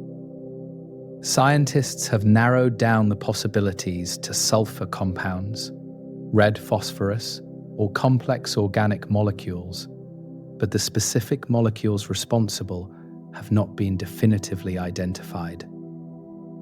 The concentrations of these molecules are too low to detect directly with current spectrometers, and laboratory experiments can recreate red colors, but cannot match the exact shade and spectral signature observed on Jupiter. Future missions with more sensitive instruments may finally solve the color mystery, but for now, it remains an educated guess. The depth of the storm is known to be at least 300 kilometers, possibly more, but the exact depth and how it varies over time are uncertain. The Juno gravity measurements provided a snapshot of the storm at one point in time, but they do not tell us whether the depth is changing as the storm shrinks, or whether the depth has always been the same. The relationship between horizontal size and vertical depth is not well understood, and different models make different predictions. More gravity measurements over time could reveal whether the depth is stable or evolving. You wonder why the Great Red Spot is located where it is, at 22 degrees south latitude in the south equatorial belt. Why not at a different latitude or in the northern hemisphere? Jupiter has other large storms, but none as large or as long-lived as the Great Red Spot. and the southern hemisphere seems to favor the formation of large anticyclones, while the northern hemisphere has more cyclones and smaller features. The reason for this asymmetry is not fully understood, and it may be related to subtle differences in the atmospheric structure or internal heat flow between the two hemispheres. The storm does not have an eye like hurricanes on Earth. A calm center with clear skies. The center of the Great Red Spot is calmer than the mid-radius regions, but it is not a clear eye. It is filled with clouds and rising air. Why Jupiter's storms do not form eyes is a question related to the difference between low-pressure and high-pressure systems, and it connects to the broader question of how rotation and convection interact in giant planet atmospheres.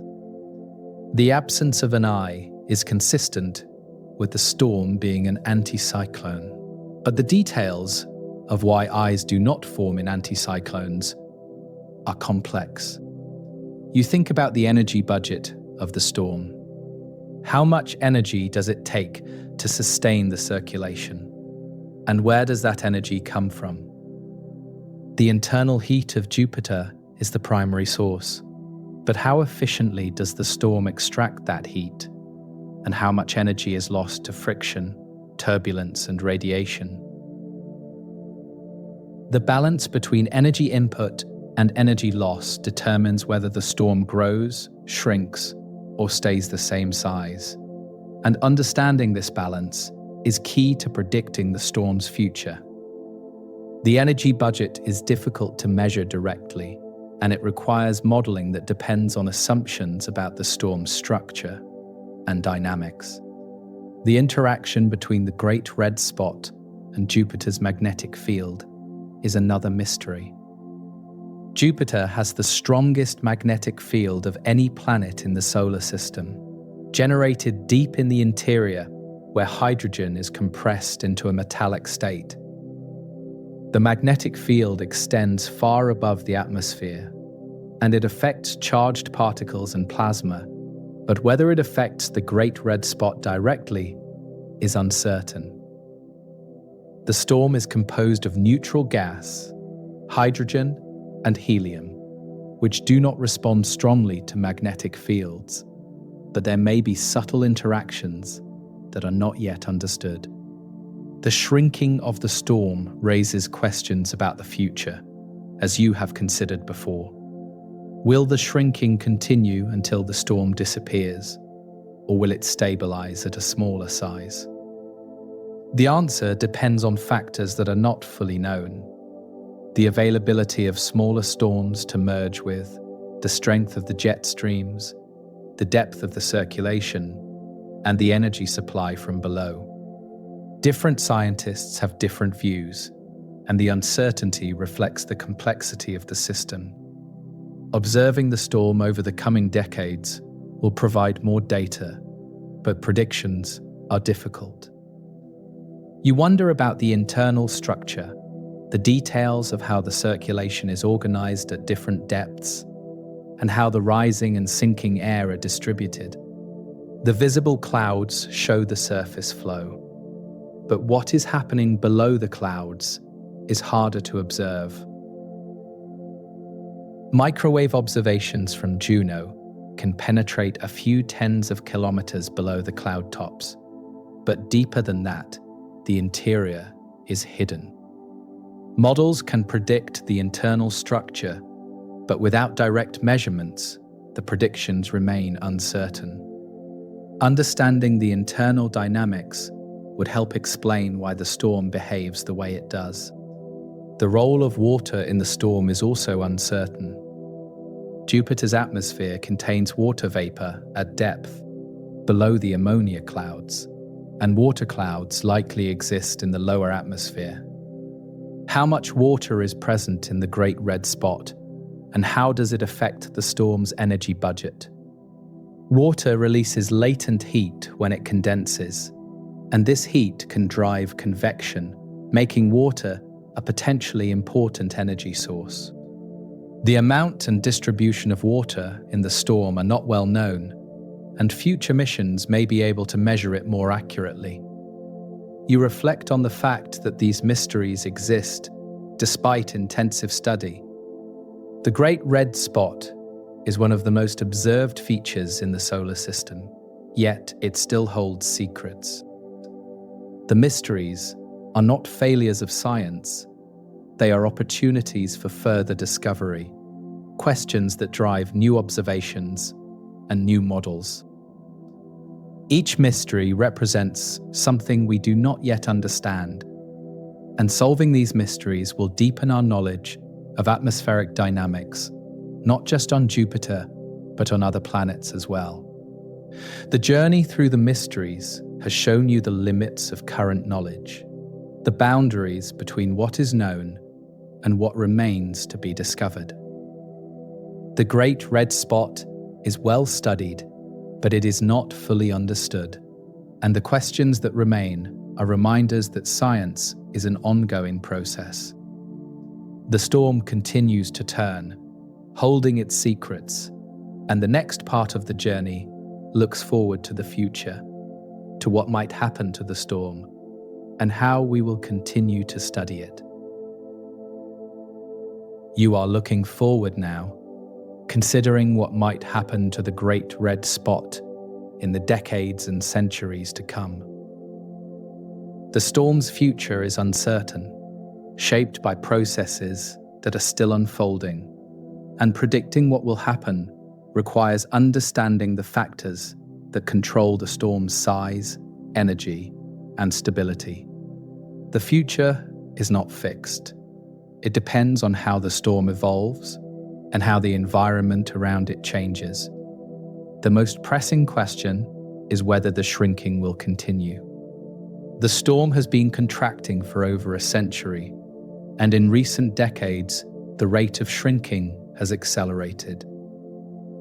If the current trend continues, the Great Red Spot could become significantly smaller within the next few decades, perhaps shrinking to 10,000 kilometers or less in width. A smaller storm would still be large by Earth standards, but it would be a shadow of its historical size, and it might become less stable, more vulnerable to disruption by passing storms or changes in the jet streams. Some scientists predict that the shrinking will slow and the storm will stabilize at a smaller size. The idea is that as the storm contracts, the rotation speeds up slightly, and the faster rotation makes the storm more resistant to being stretched or torn apart.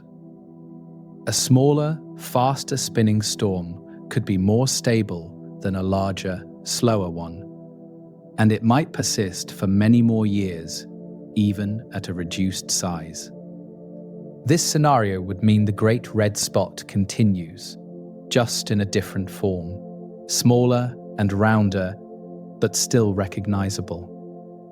Other scientists are less optimistic, suggesting that the shrinking could continue until the storm becomes too small to sustain itself and dissipates entirely.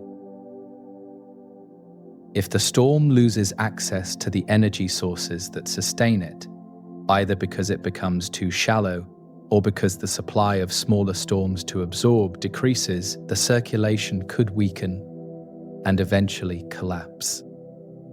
In this scenario, the Great Red Spot could fade away within a human lifetime, disappearing after centuries of continuous existence.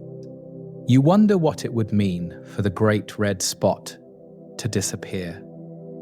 The storm has been a fixture of Jupiter for as long as humans have observed the planet with telescopes, and its absence would mark a significant change. However, other large storms could form to take its place, and the atmospheric processes that created the Great Red Spot are still operating. The disappearance of one storm does not mean the end of large anticyclones on Jupiter. It just means the current storm has run its course. Future observations will be crucial in determining what happens. The Juno mission is currently scheduled to continue until at least 2025, and it will keep observing the Great Red Spot with high-resolution cameras and other instruments. The data collected by Juno will track the storm's size, color, wind speeds, and depth, providing a detailed record of how the storm changes over the mission's lifetime. If Juno's mission is extended, even more data will be collected, and the long-term trends will become clearer. Beyond Juno, future missions to Jupiter are being planned. The European Space Agency's JUICE mission, the Jupiter Icy Moons Explorer, is scheduled to arrive at Jupiter in the early 2030s. And while its primary focus is on Jupiter's moons, it will also observe the planet's atmosphere. NASA's Europa Clipper mission, scheduled to arrive around the same time, will also make observations of Jupiter during its flybys of Europa. Both missions will carry instruments capable of observing the Great Red Spot, and they will add to the long-term observational record. Ground-based observations will continue as well. Telescopes on Earth, including large professional observatories and the contributions of amateur astronomers, will keep tracking the Great Red Spot year after year. The storm is bright enough and large enough to be observed even with modest equipment, and the community of Jupiter observers is active and dedicated. The combination of spacecraft and ground-based observations will provide a comprehensive view of the storm's evolution over the coming decades. You think about the technological advances that will improve observations. Future instruments will have better spectral resolution, allowing more detailed analysis of the storm's chemical composition and possibly identifying the molecules responsible for the red color. Improved gravity sensors could provide more precise measurements of the storm's depth and how it changes over time. Higher resolution cameras could reveal smaller features within the storm and track the internal dynamics with greater accuracy. Each advance in technology will reveal new details and answer some of the current mysteries. The possibility of a dedicated Jupiter atmospheric probe has been discussed, a spacecraft that would descend into Jupiter's atmosphere and measure conditions directly. Such a probe could sample the air within the Great Red Spot, measuring temperature, pressure, composition, and wind speeds as it falls. A probe mission would provide data that cannot be obtained from orbit, and it could answer fundamental questions about the storm's structure and chemistry. However, atmospheric probes are technically challenging and expensive, and no such mission has been approved yet. The future of the Great Red Spot also depends on the broader evolution of Jupiter's atmosphere. If the jet streams that confine the storm weaken or shift position, the storm could be affected. If the frequency of smaller storms in the region changes, the energy available to the Great Red Spot could increase or decrease. The storm exists within a complex system, and changes elsewhere in the atmosphere can have ripple effects that influence the storm's behavior. Understanding those broader changes is as important as studying the storm itself. You imagine the Great Red Spot several decades from now, perhaps in the year 2050 or 2060. If the storm is still there, it might be smaller, rounder, and possibly different in color, but it would still be turning in Jupiter's southern hemisphere, still a subject of scientific interest. If the storm has disappeared, Jupiter's appearance would be different, the south equatorial belt lacking the prominent red oval that has defined it for so long.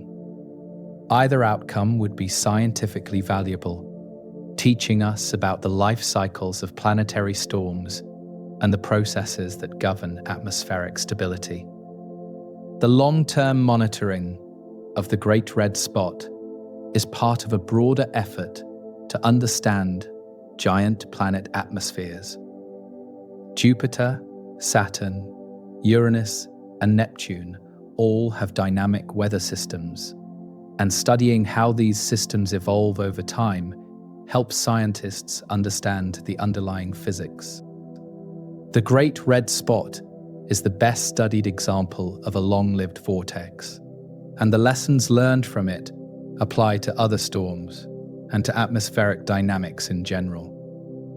The future observations will contribute to this broader understanding. You remain with the storm, looking ahead to the observations that will come, the missions that will fly, and the discoveries that will be made. The Great Red Spot's future is uncertain, but the commitment to studying it is strong, and the data collected over the coming years will provide answers to some of the current questions. The storm continues to turn, and the journey now moves toward the final part, a reflection on what the Great Red Spot represents and what the exploration has revealed. You are above the Great Red Spot once more, viewing the storm from a distance that allows you to see its full extent, the red oval set against the banded clouds of Jupiter. The journey has taken you through the storm's structure, its history, its changes, and its mysteries, and now the exploration reaches a quiet close. The Great Red Spot is still there below you, turning as it has turned for centuries, a persistent feature in a dynamic atmosphere. The storm represents persistence on a timescale that dwarfs human experience. 300 years is longer than any nation has existed in its current form, longer than the entire history of modern science. And the Great Red Spot has been turning through all of that time. The storm was already ancient when the first telescopes resolved it clearly, and it has remained while generations of astronomers have come and gone. The persistence is remarkable, a testament to the stability that large atmospheric structures can achieve under the right conditions. The scale of the storm is also a reminder of the difference between Earth and the giant planets. On Earth, the largest hurricanes are a few hundred kilometers across, and they last for days or weeks. The Great Red Spot is over 10,000 kilometers across and has lasted for centuries. The difference reflects the size of Jupiter, the strength of its internal heat source, and the depth of its atmosphere. The storm is a planetary-scale phenomenon, and it reveals what is possible in atmospheres much larger and deeper than Earth's. You think about what has been learned from studying the Great Red Spot. The storm has taught scientists about vortex dynamics, about how rotation and convection interact, and about the processes that allow some storms to persist while others dissipate. The knowledge gained from the Great Red Spot has applications beyond Jupiter, informing our understanding of Saturn's storms, Neptune's Great Dark Spot, and even atmospheric phenomena on Earth. The storm is a natural laboratory, a place where the laws of fluid dynamics and thermodynamics play out on a grand scale. The color of the storm, the distinctive red that gives it its name, is a reminder of the role of chemistry in planetary atmospheres. The photochemical processes that create the red color are driven by sunlight, and they produce complex molecules from simple gases.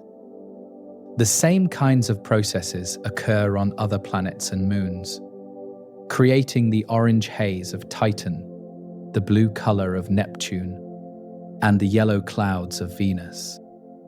The Great Red Spot's color is part of a broader story about how light and chemistry shape the appearance of worlds. The changes you have observed, the shrinking and the color variations, show that even the most enduring features are not static.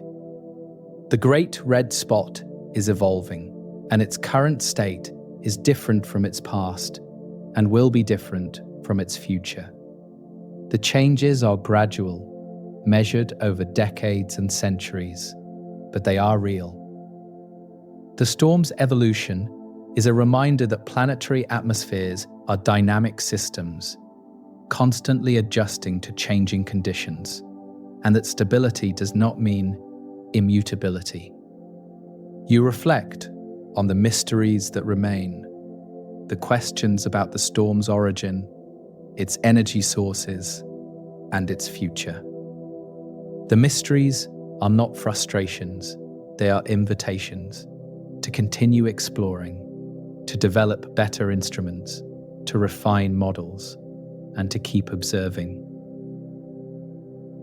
Science is an ongoing process, and the Great Red Spot will continue to be a subject of study for as long as it exists, and probably beyond, as scientists use the data collected to understand what made it possible and what eventually brings it to an end.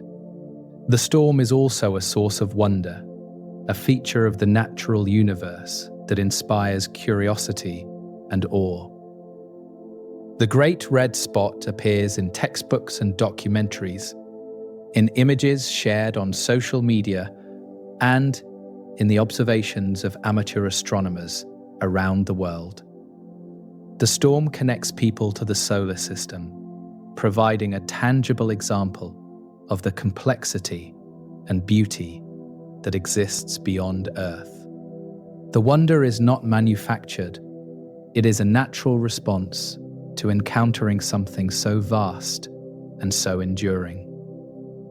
You observe the circulation one more time, the clouds flowing in their spiral pattern, the rotation carrying material around the storm in a motion that has continued longer than recorded history. The storm is a physical system, governed by the laws of physics, but it is also more than that. It is a structure with a history, a character shaped by centuries of existence in Jupiter's atmosphere. The Great Red Spot is both a scientific subject and a presence, something that exists independently of our observation, but is enriched by our attention. The view from above allows you to see the storm in context, surrounded by the zones and belts of Jupiter, part of the larger atmospheric system. The storm is connected to its environment, shaped by the jet streams, influenced by other storms, and responsive to changes in the broader circulation. The Great Red Spot is not isolated. It is embedded in a complex system, and understanding it requires understanding the whole. You begin to pull back, the view widening as you rise higher above Jupiter. The Great Red Spot becomes smaller, the red oval still visible, but no longer dominating the view. The banded structure of the planet becomes more apparent, the alternating zones and belts wrapping around the sphere, and the storm is one feature among many. Jupiter itself grows smaller, the planet receding as you move away, and the Great Red Spot fades into the distance. Still there, still turning, but no longer the focus. The journey has taken you into the storm, through its layers, across its history, and into its unknowns. You have observed the boundary, felt the circulation, descended into the depths, and examined the color. You have watched the storm over time, seen how it has changed, and considered what might happen next. The Great Red Spot has been explored not as a distant abstraction, but as a place, a real structure in the real universe, and the exploration has revealed both what is known and what remains to be discovered. The storm continues without you, the circulation uninterrupted by your presence, the rotation persisting as it has for centuries. The Great Red Spot does not need observers to exist. It turns in Jupiter's atmosphere, whether anyone is watching or not, driven by forces that operate according to the laws of nature. The storm is independent, a phenomenon that exists on its own terms, and that independence is part of what makes it compelling. You are far from Jupiter now, the planet a bright point in the darkness, and the Great Red Spot is invisible from this distance, too small to resolve, but you know it is there. The storm is still turning, still red, still ancient, and it will continue for as long as the conditions that sustain it persist. The exploration is complete, but the storm's story continues, written in the motion of clouds and the flow of winds, a story that has been unfolding for centuries and may unfold for centuries more. The silence of space surrounds you, the journey through the Great Red Spot finished, and the storm remains behind, a presence in Jupiter's atmosphere, real and enduring. The exploration has shown you one of the solar system's most remarkable features, and the knowledge gained enriches your understanding of planetary atmospheres, of weather on giant planets, and of the processes that create stability in dynamic systems. The Great Red Spot is there, turning quietly, and the universe continues, vast and full of wonders like this, waiting patiently for those who wish to explore.